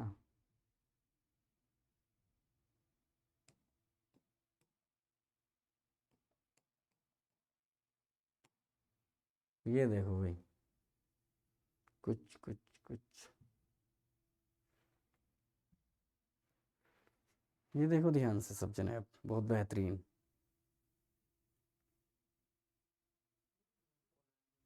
कोई नहीं कोई नहीं कोई नहीं, बस देखो, अगर हम बात करेंगे तो ये तो हो गया हमारा नॉर्थ अमेरिका। ऐसे समझो ये क्या है हमारा? North America. आपको ये पता है साउथ अमेरिका, ठीक है। ये कौन सा है? नॉर्थ अमेरिका, ये साउथ अमेरिका। और साउथ अमेरिका के बाद आपको ये पड़ेगा, देखो ये हॉर्न ऑफ अफ्रीका होता है, जिसको हम बोलते हैं इथोपिया, सोमालिया, ठीक है, और जिबूती, ठीक है। ये 3 महत्वपूर्ण यही कंट्री पड़ती है। कहाँ कहाँ? याद रखनी है, हॉर्न ऑफ अफ्रीका, ठीक है, हॉर्न ऑफ अफ्रीका। ये वाला जो पोर्शन है ना, ये होता है हमारा हॉर्न ऑफ अफ्रीका का। और इसी के ही ऊपर, यहाँ से देखना है, देखो इसी के ही ऊपर अगर हम बात करेंगे, यही यूरोप है ना हमारा, ये वाला, ये यूरोप है ना, उसी के अंदर तो आएगा ना ये यूरोप के अंदर। तब ये क्या है हमारा? एशिया नीचे वाला, ठीक है। तो देखना है, यहाँ एक देश पड़ता है जिसका नाम क्या है? पोर्तुगाल। बनाया है ना गोला, दिखाई दे रहा है ना सबको? पोर्तुगाल। ठीक है। और पुर्तगाल से जब आप इस प्रकार से चलना स्टार्ट करेंगे तो थोड़ा सा कॉन्सेप्ट सिखाना है वो वाला कि किस प्रकार से जो बाहरी देश वाले व्यक्ति थे जिन्हें यूरोपियन बोला गया वो किस प्रकार से एंट्री भारत के अंदर लेके आए, ठीक है। तो पहला एक व्यक्ति था जिसका नाम क्या था भाई, वास्को डिगामा। क्या नाम था, वास्को डिगामा। उससे भी पहले एक व्यक्ति था जिसका नाम था बार्थोलोम्यू डियाज। क्या नाम था, तो 1498 के अंदर, थोड़ा सा हिस्ट्री का कॉन्सेप्ट है, ठीक है। 1498 ईस्वी के अंदर एक नाम था जिसका नाम था बार्थोलोम्यू डियाज।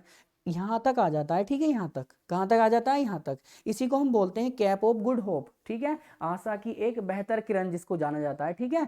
तो वो बार्थोलोम्यू डियाज यहाँ से स्टार्ट करता है पुर्तगाल से, और कहाँ तक आ जाता है, कैप ऑफ गुड होप तक, ठीक है। उसी की बात याद रखेंगे, 1498 के अंदर एक व्यक्ति था जिसका नाम क्या है, वास्को डिगामा। वो अपने 52 अन्य व्यक्तियों के साथ में क्या करेगा, यात्रा करने की शुरुआत करेगा। और क्योंकि बार्थोलोम्यू डियाज के द्वारा यहाँ तक तो उसका सफल क्या कर लिया गया था, यहाँ तक तो वो आ गया था, तो उसको यहाँ तक तो क्या पता था, यात्रा का पूरा वो पता था।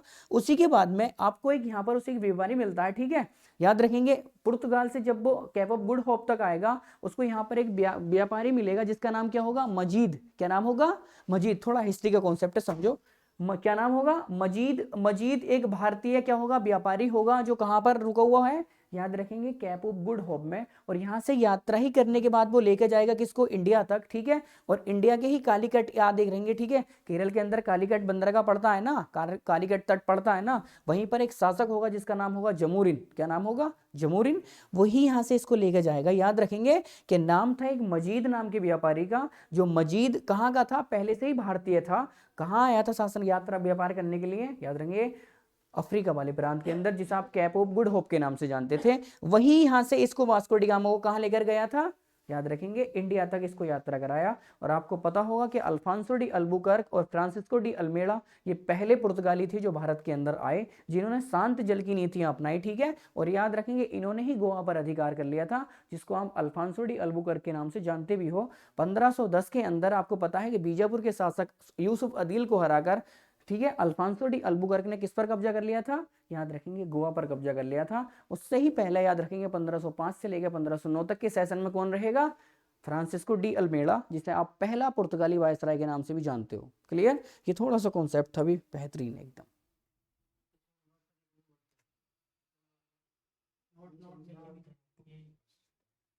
ठीक है भाई, बहुत बढ़िया। आया ना समझ में थोड़ा सा, ये किस प्रकार से इन्होंने आना स्टार्ट किया भारत के अंदर।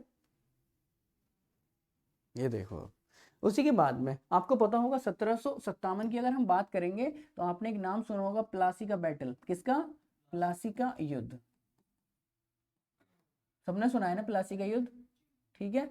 इसी प्लासी के युद्ध के अंदर आपको पता होगा कि तीन तीन शासकों से, क्या, तीन तीन शासक याद रखेंगे, यहाँ पर फाइट करते हुए दिखाई देंगे। एक तरफ अगर रॉबर्ट क्लाइव है तो दूसरी तरफ कौन होगा, आपको सबको याद होना चाहिए, सिराजुद्दौला। कौन होगा, सिराजुद्दौला। और सिराजुद्दौला के ही साथ में कौन कौन, उसका सेनापति होगा, ठीक है, उसका सेनापति होगा। वो बहुत बेहतरीन कॉन्सेप्ट है कि वहां पर मीर कासिम आता है या मीर जाफर आता है, ठीक है, वो हमेशा याद रखना है, ठीक है।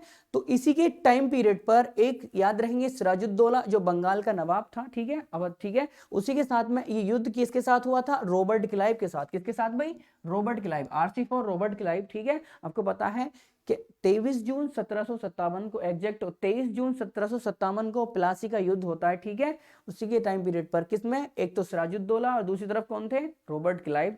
सिराजुद्दौला की अगर बात करोगे तो इसके साथ तीन तीन यहाँ पर व्यक्ति थे। एक ही इसका सेनापति था जिसका नाम क्या था, मीर कासिम, ठीक है। और उसी के बाद में कौन थे, मीर कासिम, MK4 मीर कासिम। उसी के बाद एक व्यक्ति था जो इसका दीवान था जिसका नाम था दुर्लभ राय। क्या नाम था, दुर्लभ राय, D फॉर दुर्लभ, R फॉर राय, ठीक है। उसी के साथ में एक सबसे, बंगाल जो प्रेसिडेंसी थी, बंगाल जो रियासत थी, वो सभी रियासतों में सबसे मालदार थी। कौन सी, बंगाल। तो याद रखेंगे, जगत सेठ। कौन सा, जगत सेठ, बंगाल रियासत का सबसे अमीर व्यक्ति जिसका नाम क्या था, जगत सेठ। इन तीनों को किसने हराया, रॉबर्ट क्लाइव ने। ऐसा किताबों में लिखा गया है इतिहास की कि ये जो युद्ध था ये 24 तारीख में होना था। किस दिन करा दिया गया, 23 तारीख में। तो राजा क्या नहीं था, पूर्णतः परिपूर्ण नहीं था। और याद रखेंगे क्योंकि इसने वादा कर दिया था रॉबर्ट क्लाइव ने, किससे, याद रखेंगे मीर कासिम से, कि हम तुम्हें अगला क्या बनाएंगे भी, नवाब घोषित करेंगे। और उसने इसे नवाब बनाया भी, ठीक है, आगे चल के उसने इसे नवाब बनाया भी। लेकिन उसने एक शर्त रख दी कि आप 1,77,00,000 रुपए परगना के तौर पर हमें प्रतिवर्ष क्या करोगे, चुकाया करोगे। और जो चुकाने में क्या रहता है, ये असफल रहता है, ठीक है, कौन, मीर कासिम। और लगभग 5-6 वर्षों के बाद में, ठीक है, 5-6 वर्षों के बाद में, और भी लगभग 10-15 वर्षों के बाद में इस पर इतना क्या हो जाता है, लोन हो जाता है, इतना ऋण इकट्ठा हो जाता है कि ये खुद कहता है कि मैं क्या करना चाहता हूं, बंगाल की नवाब की गद्दी छोड़ना चाहता हूं, ठीक है। अब ये मुझसे नहीं संभलेगा। उसके बाद में फिर से पुनः कौन आता है, मीर जाफर क्या बनेगा पुनः, याद रखेंगे बंगाल नवाब घोषित किया जाएगा। और मीर जाफर ही आपको पता होना चाहिए 1764 के अंदर क्या करेगा, याद रखेंगे बक्सर का युद्ध करेगा। क्या करेगा भाई, बक्सर का युद्ध,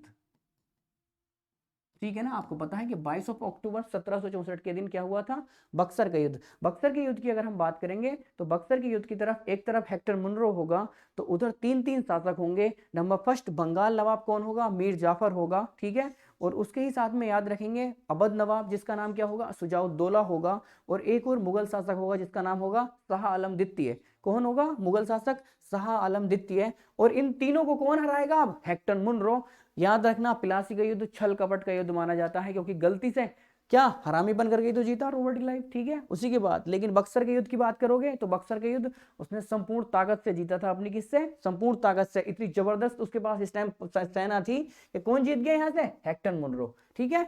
अब जैसे ही ये युद्ध कंप्लीट हुआ, इसी के फलस्वरूप 1765 के अंदर दो बहुत बेहतरीन सवाल पूछे जाते हैं, एक 12 अगस्त, एक 16 अगस्त, ठीक है। एक 12 अगस्त 1765, एक 16 अगस्त 1765। दो संधियां होती हैं जिन्हें आप किस नाम से जानते हो, इलाहाबाद की संधियां, ठीक है। आपको पता होगा कि बंगाल, बिहार और उड़ीसा जो महत्वपूर्ण उस टाइम की प्रेसिडेंसियां थी, उनके दीवानी अधिकार किसके अधीन हो गए थे, डायरेक्ट ईस्ट इंडिया कंपनी के, ठीक है। आपको पता है जिसे 1599 में स्थापित कराने के बाद क्या किया गया था, सिरह किया गया था, जिसे 31 अक्टूबर 1600 को पूर्णतः स्थापित करा दिया गया था, कहाँ, भारत के अंदर, ठीक है।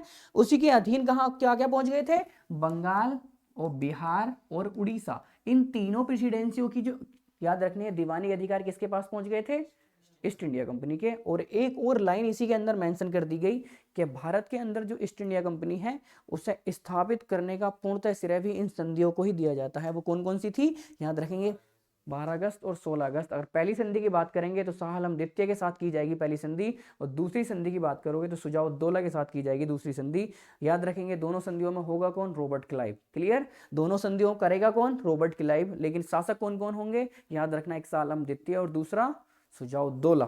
कोई भी सिराजुद्दौला उसे मेंशन नहीं करेगा, ठीक है। उसी के बाद 1770 के अंदर बहुत बेहतरीन यहां से सवाल पूछा गया, ध्यान से देखा हुई, यूपीपीसीएस ने सवाल पूछा है बहुत बेहतरीन। आपको पता था, थोड़ा सा हिंदी में इसके समझ लो, ठीक है, हिस्ट्री है थोड़ी सी, कि ईस्ट इंडिया कंपनी की तरफ एक तरफ इन्होंने ईस्ट इंडिया कंपनी की तरफ से एक फरमान जारी कर दिया गया कि ईस्ट इंडिया कंपनी में बेनतहा क्या हो रहा है, भ्रष्टाचार हो रहा है, किसी भी प्रकार से सैलरी हम देने में प्रोवाइड नहीं हो पा रहे हैं। तो जो भी पुर्तगाली कहाँ आ रहे थे, याद रखेंगे शासन करने के लिए कहाँ आ रहे थे, भारत आ रहे थे। वो यहाँ से एक बात समझो कि जिसका एक मंजिल घर पुर्तगाल के अंदर था, या ब्रिटिशर्स थे जिनका घर एक मंजिल था, वो यहाँ से शासन करने के बाद अपना 5-5 मंजिल का घर बना रहे थे जाकर वापस। तो अथाह संपत्ति लूट कर कहाँ जा रहे थे, बाहर जा रहे थे, वापस जा रहे थे, ठीक है। तो इस प्रकार के प्रोविंसेस को देखते हुए एक समिति का गठन किया गया, जिसे गुप्त समिति के नाम से जाना गया। पीसीएस ने एग्जैक्टो सवाल पूछा, 1770 ईस्वी में ईस्ट इंडिया कंपनी में हो रहे घोटालों की जांच करने के लिए एक समिति की स्थापना की गई। उस समिति की अध्यक्षता किसे सौंपी गई, बिल्कुल एक को एक लाइन ऐसे ही पूछी गई थी। 1770 में, जिसे लिखना है लिख सकता है, 1770 में 1770 में ईस्ट इंडिया कंपनी में हो रहे घोटाले एवं ईस्ट इंडिया कंपनी में हो रहे घोटाले एवं जांच करने के लिए, ईस्ट इंडिया कंपनी में हो रहे घोटाले एवं जांच करने के लिए एक समिति की स्थापना की गई।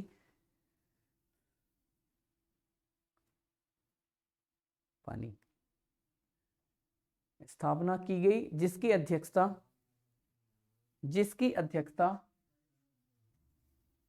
अध्यक्षता यहां देख लेंगे अभी सब, लॉर्ड नॉर्थ ने की। जिसकी अध्यक्षता किसने की, लॉर्ड नॉर्थ ने, जिसकी अध्यक्षता लॉर्ड नॉर्थ ने की, क्लियर। नाम याद रखना है किसने की थी, लॉर्ड नॉर्थ ने, जिसकी अध्यक्षता लॉर्ड नॉर्थ ने की। उसी के बाद 1781 का अधिनियम देखो भाई, 1781 का अधिनियम ही अभी आपने पढ़ा था, एक एक्ट ऑफ सेटलमेंट, वो मैंने बताया था कि वो कैसा संविधान था, वो था इतिहास का समझौता अधिनियम, जिसके तहत आयरिश किसके साथ मिल गए थे, याद रखेंगे ब्रिटिशर्स के साथ मिल गए थे, जिसके तहत आयरलैंड किसमें शामिल हो गया था, यूके के अंदर शामिल हो गया था। गुप्त समिति, वो पूछी गई थी कि गुप्त समिति 1770 के अंदर, वेरी गुड वेरी गुड, हाँ लॉर्ड नॉर्थ की अध्यक्षता में वो स्थापित की गई थी, ठीक है। 1781 की अगर हम बात करेंगे तो ये क्या था, act of settlement, act of settlement समझौता अधिनियम। इसके अंदर बस एक ही लाइन मेंशन की गई थी, ठीक है, कि आपको पता है कि भारत के अंदर कंपनी का वर्चस्व बढ़ाने के लिए, ठीक है, देखो अटैच करते हुए चलोगे ना तो बहुत कुछ याद कर पाओगे, ध्यान से देखना, ठीक है। आप देखो टाइम पीरियड क्या चल रहा है इस टाइम पर, टाइम पीरियड की अगर हम बात करेंगे तो 1781 का टाइम पीरियड है ना ये वाला, तो आपको पता होना चाहिए कि एक ट्री थी जिसका आप नाम जानते हो, मुगल, क्या नाम है, मुगल सल्तनत, ठीक है ना। आपको पता होना चाहिए कि मुगल सल्तनत का ही राज था कब तक, 1858 तक, कब तक, 1858 तक, क्लियर। उसी के बाद में आपको पता है, जिसको आप जानते थे मराठा साम्राज्य के तौर पर, मराठा साम्राज्य का उदय हो जाता है, ठीक है ना। आपको पता है 1627 से लेकर उन्हीं के टाइम पीरियड पर शासन रहेगा किसका, मराठा साम्राज्य का, और फिर नए नए वंशों का उदय होता रहेगा भारत के अंदर, ठीक है। क्योंकि उसके बाद क्या, हमारे संविधान के निर्माण की विधियां स्टार्ट हो जाएंगी, तो वो देखना है कि मुगल शासकों की अगर बात करोगे तो नंबर फर्स्ट पे बी आता है, बी फॉर बाबर, उसके बाद हुमायूं आता है, हुमायूं के बाद अकबर आता है, अकबर के बाद शाहजहां आए, अकबर के बाद जहांगीर आएगा, और जहांगीर के बाद शाहजहां आएगा, और शाहजहां के बाद औरंगजेब आएगा, और औरंगजेब के बाद बहादुर शाह आएगा, ठीक है। और बहादुर शाह के बाद कौन आएगा, फारूक सियर, कौन आएगा, फारूक सियर। तो सभी को ये टाइम पीरियड कंप्लीटली याद होनी चाहिए, कि जिससे जब भी वो सवाल पूछे, वो पूछेगा कि 1773 का जो रेगुलेटिंग अधिनियम था वो किस मुगल कालीन शासक के रहते हुए पास किया गया, तो तभी तो बताओगे ना आप, जब 1773 का टाइम पीरियड याद होगा। तो बाबर कब से कब तक रहा भाई, 1526 से लेकर 1530 तक, ठीक है ना। इब्राहिम लोदी को हराकर, लोदी वंश का जो अंतिम शासक था, इसने एक वंश की स्थापना की जिसका नाम क्या था, मुगल वंश, क्लियर। 1526 से लेकर 1530 तक कौन रहेगा, बाबर, और 1530 से लेकर 1540 तक कौन रहेगा, याद रखेंगे हुमायूं। हुमायूं का शासन 2 बार रहता है, बीच में 10 वर्षों के लिए शेरशाह सूरी आएगा, ठीक है। और याद रखेंगे 1555 से लेकर 56 तक फिर भी कौन रहेगा, याद रखना है हमें, हुमायूं।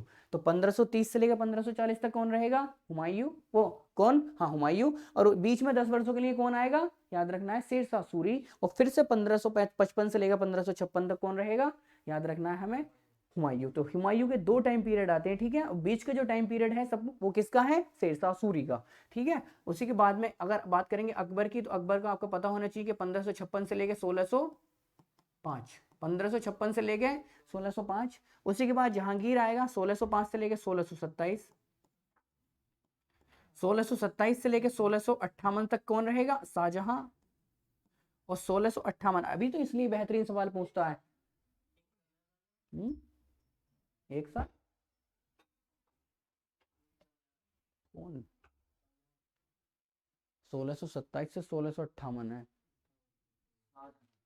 28 ना है,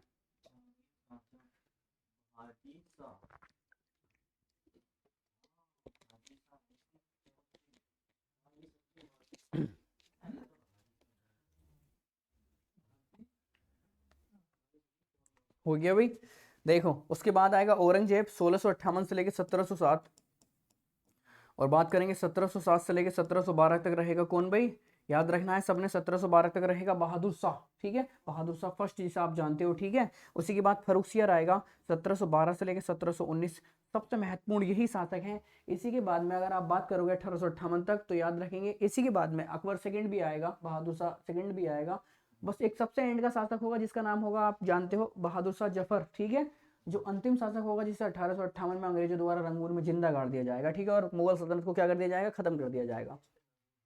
ये एक ट्री है जिसको याद रखना है, इसलिए तो बहुत बहुत बेहतरीन सवाल बनते हैं। जैसे वास्तुकला के तौर पर अगर आप जानोगे, ठीक है, स्थापत्य की सबसे बेहतरीन कला जिसे आप ताजमहल के नाम से जानते हो, वो पूछेगा ना कि किस वर्ष बनाई गई। अगर ऑप्शन के अंदर याद रखना 1652, 53 कुछ इस प्रकार से अलग अलग दे रखे हो, शाहजहां का टाइम पीरियड देखो 1627 से लेकर 1658, तब भी आप कनेक्ट कर पाओगे कि हाँ वो उस टाइम पर होगा। तो याद रखना 1653 में जो इसे आप ताजमहल के नाम से जानते हो, जिसे 1983 1983 के अंदर यूनेस्को की वर्ल्ड हेरिटेज साइट के अंदर शामिल किया गया था, तीन और अन्य साइट को शामिल किया गया था 1983 के अंदर। एलोरा की गुफाएं, अजंता की गुफाएं, उसके बाद आगरा का किला और ताजमहल, इन चारों को कब किया गया था? 1983 के अंदर यूनेस्को की साइट के अंदर शामिल किया गया था। ठीक है, तो याद रखना है जो बेहतरीन मुमताज की याद में बनाया गया था, किसके द्वारा? शाहजहां के द्वारा। ठीक है, सबने लिख लिया ना ये टाइम पीरियड भी। ये ट्री याद रखना है और इसको साथ में अटैच करते हुए चलोगे ना तो बहुत बेहतरीन हिस्ट्री भी और जीके भी और सब कुछ कंप्लीट है एक बार में। ठीक, अब देखो समझौता अधिनियम के तहत इसने क्या काम किया? जो भारत की प्राचीन विधियां चलती हुई आ रही थी, ठीक है, उनको सहयोग प्राप्त करने के लिए अंग्रेजों ने भारत के साथ क्या कर लिया? एक समझौता अधिनियम कर लिया। क्या करा? भारत की चलने वाली प्राचीन विधियों के साथ अंग्रेजों ने एक समझौता अधिनियम किया। वो पूछता है कि प्राचीन विधियों व नियमों को, ठीक है, बेहतर प्रबंधन के लिए अंग्रेजों ने किस वर्ष एक समझौता अधिनियम किया गया? 1781 के अंदर। ठीक है, प्राचीन विधियों को स्थापित कराने के लिए कि हाँ भी हमारे साथ इन विधियों का क्या करो? पालन करो, हमारे साथ चलो। 1784 की बात करोगे, आप जानते हो जिसको पिट्स इंडिया एक्ट के नाम से, किसको?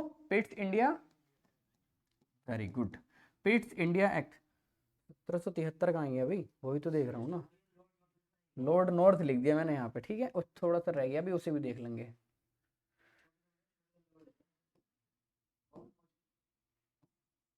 ये वेरी गुड।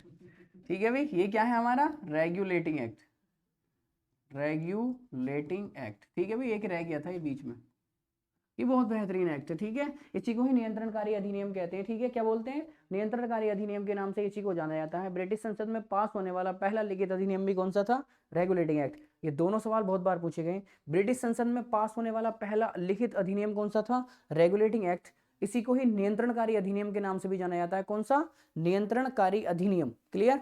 ये सवाल पूछा गया था कि नियंत्रणकारी अधिनियम किस वर्ष पारित किया गया, तो आधों के तोते उड़ गए थे। ठीक है, याद रखेंगे 1773 के रेगुलेटिंग एक्ट को ही नियंत्रणकारी अधिनियम के नाम से भी जाना जाता है। ठीक है, ध्यान से देखना, रेगुलेट का मतलब होता है कि नियंत्रण करना। ठीक है, नियंत्रणकारी अधिनियम। क्लियर? इसी के तहत बहुत बेहतरीन प्रोविंसेस किए गए 1773 के। पहली बार, जिसे आप जानते थे 1757 में बंगाल का नवाब था कौन? Robert Clive. उसी को ही बंगाल का गवर्नर जनरल बना दिया गया। ठीक है, क्या बना दिया गया? बंगाल का गवर्नर बना दिया गया। पहला अधिनियम आपने याद रखना है कि बंगाल का पहला गवर्नर कौन था? Robert Clive. उसी को ही बंगाल का गवर्नर जनरल बना दिया गया। किस अधिनियम के तहत? 1773 के रेगुलेटिंग एक्ट के तहत। पहला सवाल सबका क्लियर हो गया। उसी के बाद याद रखना है 1774 के अंदर देश में एक उच्चतम न्यायालय की स्थापना की गई कलकत्ता के अंदर, जिसके पहले सीजे कौन थे भाई? पहले मुख्य न्यायाधीश कौन थे? याद रखना है एलिजा इम्पे। कौन थे? Elijah Impey. क्लियर है ना? और याद रखेंगे इनके साथ ही 3 अन्य और व्यक्ति थे, 2 की मृत्यु हो गई थी, एक लगातार रॉबर्ट चैम्बिस थे। ठीक है, और याद रखेंगे स्टीफन सीजर थे और विलियम हाइडे थे। ठीक है, जिनमें हाँ जॉन हाइडे की मृत्यु होने के बाद में उनके ही स्थान पर रॉबर्ट चैम्बर्स और स्टीफन सीजर को लाया गया था। ठीक है, तो 3 व्यक्ति थे किनके साथ में? एलिजा इम्पे के। वो महत्वपूर्ण नहीं है, आपने ये जरूर याद रखना है कि 1774 में स्थापित होने वाला उच्चतम न्यायालय कहाँ किया गया था स्थापित? कलकत्ता के अंदर, जिसके सीजे कौन थे? Elijah Impey. क्लियर हुआ? ये था कुछ 1773 का रेगुलेटिंग एक्ट जो महत्वपूर्ण है। उसी के बाद 1781 का हमारा आया एक्ट ऑफ सेटलमेंट, पढ़ लिया ना। उसके बाद 1784 का पिट्स इंडिया एक्ट महत्वपूर्ण है, याद रखेंगे। उस टाइम पर प्रधानमंत्री, तत्कालीन प्रधानमंत्री जिनका नाम था विलियम पिट, उन्हीं के ही नाम पर क्या रखा गया था? ये एक्ट का नाम रखा गया, जिसका नाम क्या था? Pitt's India act. ठीक है, बहुत बेहतरीन सवाल पूछेगा। बोर्ड ऑफ कंट्रोल की जो स्थापना थी वो किस अधिनियम के तहत की गई? याद रखेंगे 1784 के पिट्स इंडिया एक्ट के तहत। आपको पता है ना, बीओसी जिसको बोला जाता था, बोर्ड ऑफ कंट्रोल, बीओसी। ठीक है, जिसके अंदर 6 मेंबर्स थे। कितने? टोटल 6 मेंबर्स थे। याद रखेंगे कंपनी के सैन्य और जितने भी कार्य निर्बंधन प्रोग्राम थे उनको देखने के लिए बोर्ड ऑफ कंट्रोल की स्थापना की गई। किस एक्ट के द्वारा? पिट्स इंडिया एक्ट के द्वारा। ठीक है, पहली बार भारत के क्षेत्र को क्या कहा गया? ब्रिटिश आधिपत्य का क्षेत्र कहा गया। ये भी याद रखना है। ठीक है, पहली बार ब्रिटिश आधिपत्य का क्षेत्र कहा है, किस अधिनियम के तहत? याद रखेंगे पिट्स इंडिया एक्ट के तहत। क्लियर? ये दोनों बातें महत्वपूर्ण हैं। और याद रखना, बोर्ड ऑफ कंट्रोल की स्थापना किस अधिनियम के तहत की गई थी? याद रखेंगे 1784 के। कितने मेंबर थे टोटल बोर्ड ऑफ कंट्रोल के अंदर? 6 मेंबर थे। ठीक है, क्लियर हुआ ना? अब ध्यान से देखो, एक कॉन्सेप्ट समझना रह गया अभी बीच में, वो देख लेना। आपको पता है जिसे आप ईआईसी के नाम से जानते हो, आपको पता है ना ईआईसी की फुल फॉर्म क्या है? East India company. क्या नाम है? याद रखेंगे, ईस्ट इंडिया कंपनी। अगर ईस्ट इंडिया कंपनी की हम बात करेंगे, जो कब स्थापित की गई थी भारत के अंदर, आपको पता होना चाहिए। एक प्रयास था, जब प्रयास किया गया, जब अब बोलते हैं कि प्रयास कब किया गया था? 1599 के अंदर। बूझेगा कब स्थापित कर दी गई पूर्णतः, तब याद रखना है 31 अक्टूबर 1600, 31 अक्टूबर दिसंबर, 31 दिसंबर 1600, ठीक है। 31 दिसंबर 1600 को क्या कर दी गई? पूर्णतः स्थापित कर दी गई, क्या? East India company. याद रखना है, इसी को ही प्राचीन नाम से जाना जाता था, जिसका नाम क्या था? द मर्चेंट एडवेंचर्स, ठीक है। अब देखना, ईस्ट इंडिया कंपनी का कोई ना कोई तो शासन चला रहा होगा ना, तो याद रखना है भारत के अंदर दो प्रकार से इसके शासन को लीड करा जा रहा था। एक तरफ तो याद रखेंगे कौन? एलिजाबेथ जो क्वीन थी, ठीक है, वो डायरेक्ट ब्रिटिश, कहां से? ब्रिटेन से शासन चला रही थी। कौन? Elizabeth queen. कहां से? एक तरफ तो कौन चला रहा था भाई? ब्रिटेन से शासन चल रहा था डायरेक्ट। और भारत के अंदर आपको पता था, एक तरफ गवर्नर्स थे, गवर्नर जनरल थे और वायसराय थे, तीनों थे ना शासन चलाने के लिए। लेकिन उनसे भी पहले जब आप शासन की बात करोगे, जब ये स्थापित की गई 1600 के अंदर, तो आपको एक नाम सुनने के लिए मिलेगा। एक होता है हमारा कोर्ट ऑफ प्रोपराइटर्स, COP, और एक होता था COD। क्लियर? ये बहुत बेहतरीन सवाल है, कोर्ट ऑफ प्रोपराइटर्स और कोर्ट ऑफ डायरेक्टर्स, ठीक है। अब यहां से सवाल देखना है ध्यान से कि कोर्ट ऑफ डायरेक्टर्स कौन थे और कोर्ट ऑफ प्रोपराइटर्स कौन थे, ठीक है। कोई बताएगा कोर्ट ऑफ प्रोपराइटर्स और कोर्ट ऑफ डायरेक्टर्स का क्या अंतर था भाई? तुमने तो पढ़ा है भाई। देखो, कोर्ट ऑफ प्रोपराइटर्स और कोर्ट ऑफ डायरेक्टर्स थे क्या? एक सेकेंड बस। COP और COD।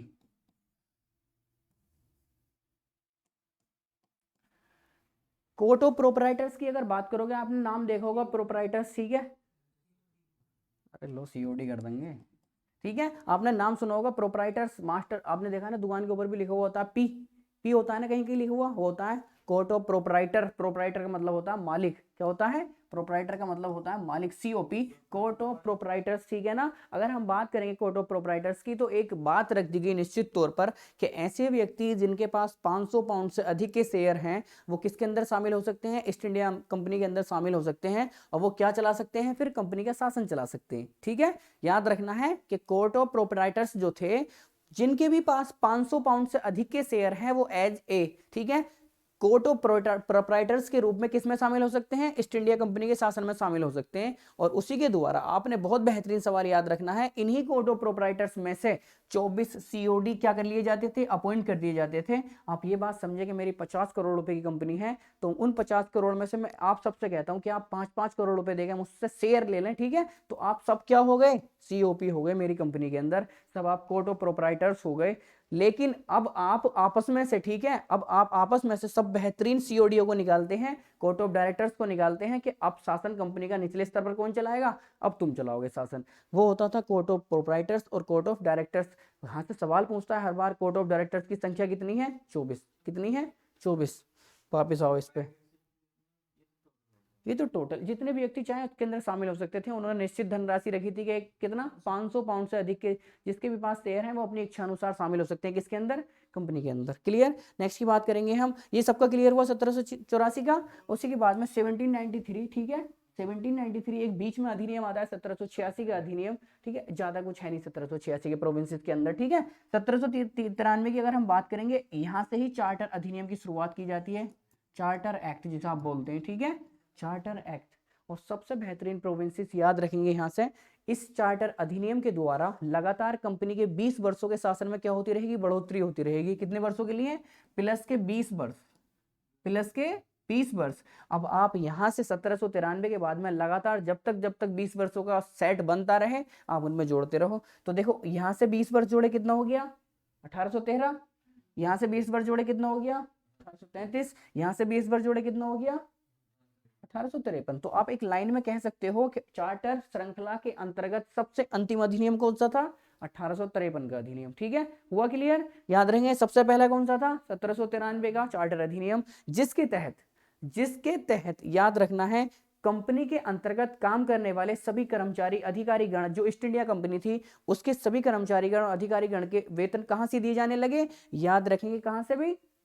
भारतीय राजकोष से दिए जाने लगे। जो पहले कहाँ से दिए जाते थे, याद रखिए, हाँ, जो पहले कहाँ से दिए जाते थे, ब्रिटिश गवर्नमेंट के निधि से दिए जाते थे, अब वो कहाँ से दिए जाएंगे, सबसे बेहतरीन एक वो हर वो कॉन्सेप्ट पढ़ना है जो महत्वपूर्ण है। तो याद रखना है कि कंपनी के अंदर काम करने वाले कर्मचारी, बोर्ड के अध्यक्ष या कोई भी कर्मचारी गण होगा, ठीक है, अधिकारी, उसका वेतन कहाँ से दिया जाएगा, अब याद रखना है कहाँ से, भारत की संचित निधि से। क्लियर, भारत की निधि से दिया जाएगा, भारत के राजकोष से। उसके बाद 1813 का अधिनियम आएगा, बहुत महत्वपूर्ण प्रोविंसेस आएगा 1813 की। अगर हम बात करेंगे तो भारतीय ईसाई, ठीक है, भारतीय ईसाइयों के धर्म को प्रचार प्रसार के लिए ईसाई मिशनरियों की स्थापनाएं की गई, ठीक है, किस अधिनियम के तहत, 1813 के अधिनियम के तहत। इसी अधिनियम के तहत कंपनी के व्यापारिक एकाधिकार खत्म होने लगे थे, ठीक है, केवल चाय, अफीम और चीन के साथ व्यापार को छोड़कर सबके साथ क्या हो गए थे, व्यापारिक एकाधिकार खत्म हो गए थे, किसके, ईस्ट इंडिया कंपनी के।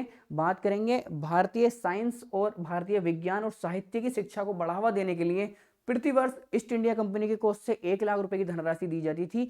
अगर आप बात करोगे ना, 1813 का एक अधिनियम ही तो है ना, चार्टर ही तो है ना एक, उस चार्टर के अंदर धाराएं भी होंगी, होंगी नहीं होंगी, नॉर्मल सी बात है। अगर आईपीसी एक एक्ट है तो उसके तहत धाराएं भी तो बहुत सारी है ना।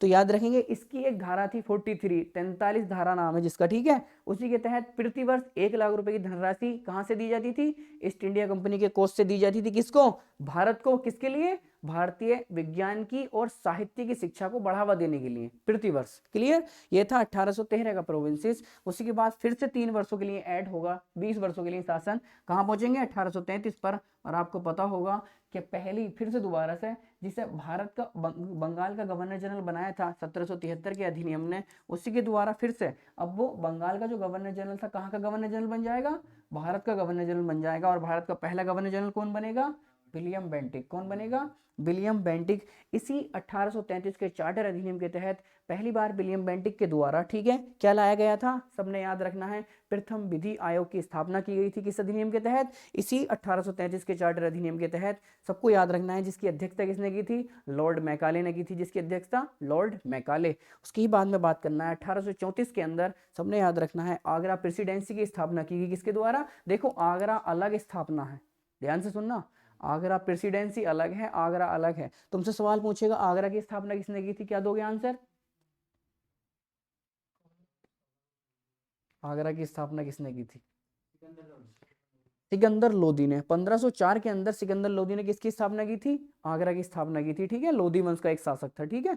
तो याद रखना है 1834 के अंदर आगरा प्रेसिडेंसी की स्थापना की गई, जिसकी अध्यक्षता किसने की थी, चार्ल्स मेटकाफ ने। किसने की थी, चार्ल्स मेटकाफ ने। उसी के बाद आएगा 1853 का अधिनियम, ठीक है, याद रखेंगे 1853 का जो प्रोविंसेस था, इसने ही विधान परिषदों की संख्या को क्या कर दिया था, आगे बढ़ाने की बात रख दी थी, किसने, 1853 के अधिनियम ने। और याद रखेंगे चार्टर श्रृंखला का सबसे अंतिम अधिनियम एक्ट कौन सा था, 1853 का ही अधिनियम था। इसी के द्वारा याद रखेंगे जो 24 सीओडी थे, आपको बताया ना अभी अगली वाली क्लास में, देखो सीओडी की संख्या कितनी थी, 24, इनमें से केवल 18 ही सिलेक्ट किए जाने लगे थे, बाकी 6 को जो था, देखो 18 कौन सिलेक्ट करेगा, कंपनी, ठीक है, और ये जो 6 सिलेक्ट करेगा आप क्राउन करेगा। कौन, क्राउन का मतलब ब्रिटेन का जो बादशाह होगा, ठीक है, वो भी किसके द्वारा पॉसिबल हो पाया, याद रखेंगे हमारा 1853 के अधिनियम के द्वारा। तो ये 4 चार्टर एक्ट है हमारे, ठीक है ना, कौन कौन से, 1893 से लेकर 1853 तक। उसके बाद आएगा 1858, सबसे महत्वपूर्ण अधिनियम, जो बंगाल का गवर्नर जनरल था उसको क्या बना दिया गया था, भारत का वायसराय बना दिया गया। और भारत का पहला वायसराय कौन बनेगा, याद रखेंगे कौन बनेगा, भारत का पहला वायसराय लॉर्ड कैनिंग, याद रखना है, लॉर्ड कैनिंग भारत का पहला वायसराय बनेगा, ठीक है। इसी अधिनियम के तहत आपको पता होना चाहिए, इससे 1 वर्ष पहले, अगर 1857 की हम बात कर रहे हैं, आपको पता होना चाहिए कि 10 मई 1857 को, ठीक है, भारत में सबसे जबरदस्त एक क्या की थी, स्वतंत्रता क्रांति की गई थी, उसका उद्घाटन किया गया था मेरठ से, जिसे आप जानते हैं मेरठ क्रांति के नाम से, जिसे आप सिपाही विद्रोह के नाम से भी जानते हैं, ठीक है। तो याद रखेंगे वो कब की गई थी, इसी के 1 वर्ष पहले। उसी के तुरंत बाद ये अधिनियम लाया गया था, भारत शासन अधिनियम 1858 का। इसी अधिनियम के तहत बंगाल के गवर्नर जनरल को क्या बना दिया गया, भारत का वायसराय बना दिया गया, ठीक है। और याद रखेंगे ये जो वायसराय बना था, इसकी कार्यकारी परिषद के लिए, ठीक है, 15 सदस्यीय समिति का गठन किया गया था, जिनका जो वेतन होगा वो कहां से दिया जाएगा, भारतीय राजकोष से दिया जाएगा। और एक नए पद जिसे आप राज्य सचिव के नाम से जानोगे आगे चल के, ठीक है, भारत सचिव के नाम से जानोगे, वो भी किसके अकॉर्डिंग स्थापित किया गया, 1858 के। आपको पता है ना, आगे चल के आप नाम जानते हो कि मार्ले मिंटो अधिनियम, आप जाओगे आगे जाके लॉर्ड मार्टिन चेम्सफोर्ड अधिनियम के नाम से जानते हो। तो जो मार्टिन आगे वाले नाम है वो भारत सचिव हैं, और जो पीछे वाले नाम है वो क्या है, वायसराय हैं, ठीक है। तो वो जो पद था भारत सचिव का, कि अन्य देश के अंदर एक आप नाम जानते हो ना, राजदूत के नाम से, वर्तमान में भी तो बोलते हैं ना कि हर देश के अंदर भारत का एक राजदूत होता है, ठीक है, वो एम्बेसी के तौर पर जाना जाता है जहां पर, ठीक है। कभी कोई भी दिक्कत आएगी पासपोर्ट से रिलेटेड तो कौन देखेगा, एम्बेसी वाला, इंडियन एम्बेसी वाला देखेगा, ठीक है। उसी के बाद में बात करेंगे। तो क्लियर हुआ 1858 का। उसी के बाद 1861 का बहुत महत्वपूर्ण अधिनियम, इसी के टाइम पर याद रखेंगे, लॉर्ड कैनिंग का ही तो टाइम पीरियड है ना, देखो अभी, ठीक है। 1859 के अंदर आपको पता होना चाहिए कि पोर्टफोलियो सिस्टम लाया गया भारत के अंदर। पोर्टफोलियो प्रणाली किसके द्वारा लाई गई, तो आपने आंसर देना है लॉर्ड कैनिंग के द्वारा, ठीक है। पोर्टफोलियो का सिस्टम होता है कि एक व्यक्ति को पर्सनल एक ऑफिस पूरा सौंप दिया जाए। आपसे मैं कह दूं कि आपको इस पूरे के पूरे केवल और केवल कंप्यूटर का सिस्टम देखना है, और एक दूसरे व्यक्ति से कह दूं कि तुम्हें लाइटें जलानी है, तो मुझे ये सब अलग अलग व्यक्तियों को अलग अलग डिपार्टमेंट सौंपना ही क्या कहेगा, पोर्टफोलियो सिस्टम कहा गया। याद रखेंगे 1859। ये आया 1861 का भारत परिषद अधिनियम। कौन सा, 1861 का भारत परिषद अधिनियम। इसी के तहत भारत के अंदर याद रखना है 3 हाईकोर्टों की स्थापनाएं की गई, कलकत्ता, मद्रास और मुंबई के अंदर, ठीक है।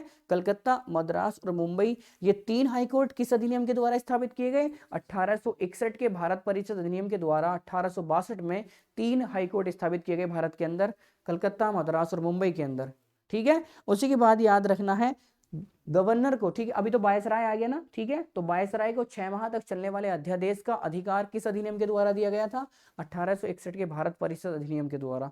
उसी के बाद आएगा 1909 का मार्ले मिंटो अधिनियम सुधार, जिसे आप जानते हो मार्ले मिंटो सुधार अधिनियम के नाम से भी जानते हो। ये जो मार्ले नाम होगा याद रखना, लॉर्ड मार्ले ये भारत के सचिव होंगे, और जो मिंटो होंगे याद रखना लॉर्ड मिंटो, ये कौन होंगे, भारत के अंदर वायसराय होंगे। क्लियर, आगे वाला नाम हमेशा क्या होगा, भारत सचिव का होगा, और पीछे वाला नाम किसका होगा, हमेशा वायसराय का, जो भारत के अंदर होंगे। क्लियर।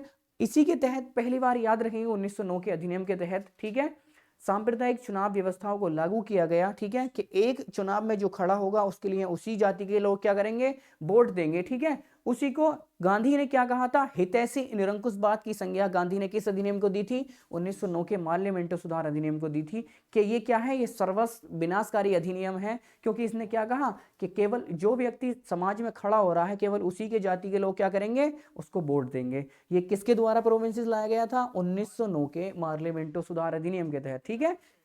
हाँ, हितैषी निरंकुशवाद की संज्ञा किस गांधी ने किस अधिनियम को दी थी, याद रखेंगे 1909 के मार्ले मिंटो सुधार अधिनियम को, ठीक है।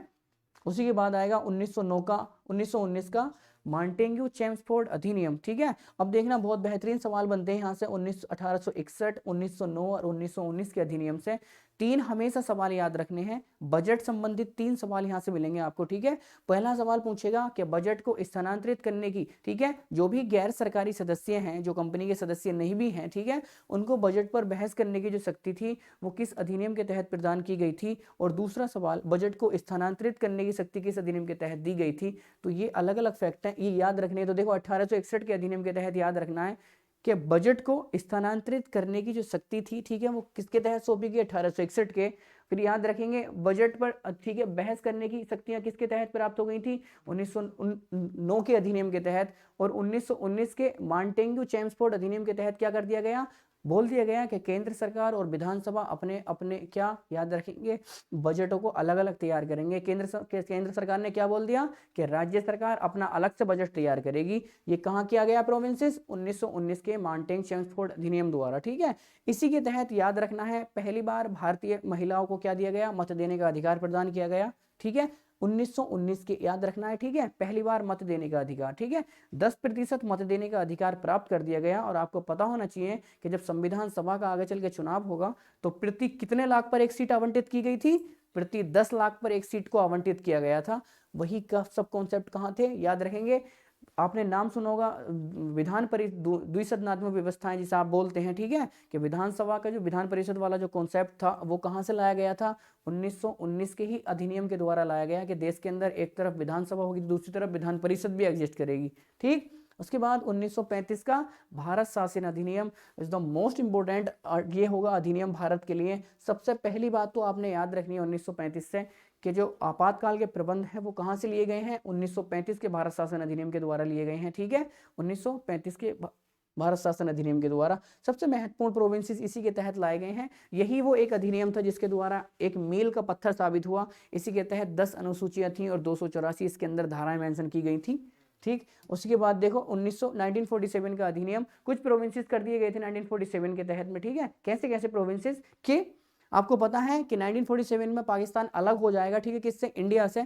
दो देश अलग विभाजित हो जाएंगे, भारत अलग होगा और पाकिस्तान अलग होगा। तो आपको पता होगा, ध्यान से देखना कि एक जिस संविधान सभा के आप निर्माण की बात कर रहे हैं, ठीक है, जब वो बतौर विधायिका के रूप में कार्य करेगी तो उसकी अध्यक्षता कौन करेगा, और जब वो बतौर संविधान निर्माण के लिए कार्य करेगी तो उसकी अध्यक्षता कौन करेगा। तो ये दो बहुत बेहतरीन सवाल हैं, तो याद रखना है जब भी संविधान सभा बतौर विधायिका के रूप में कार्य करेगी तो आपने आंसर देना है कि जीवी मावलांकर उसकी अध्यक्षता करेंगे। ठीक है, और बात करेगा वो जब भी कि बतौर संविधान निर्माण के लिए कार्य करेगी, आपने आंसर देना है कि राजेंद्र प्रसाद उसकी अध्यक्षता करेंगे। ठीक है भाई, बाकी कल की क्लास में कंप्लीट कराएंगे भी। Very good.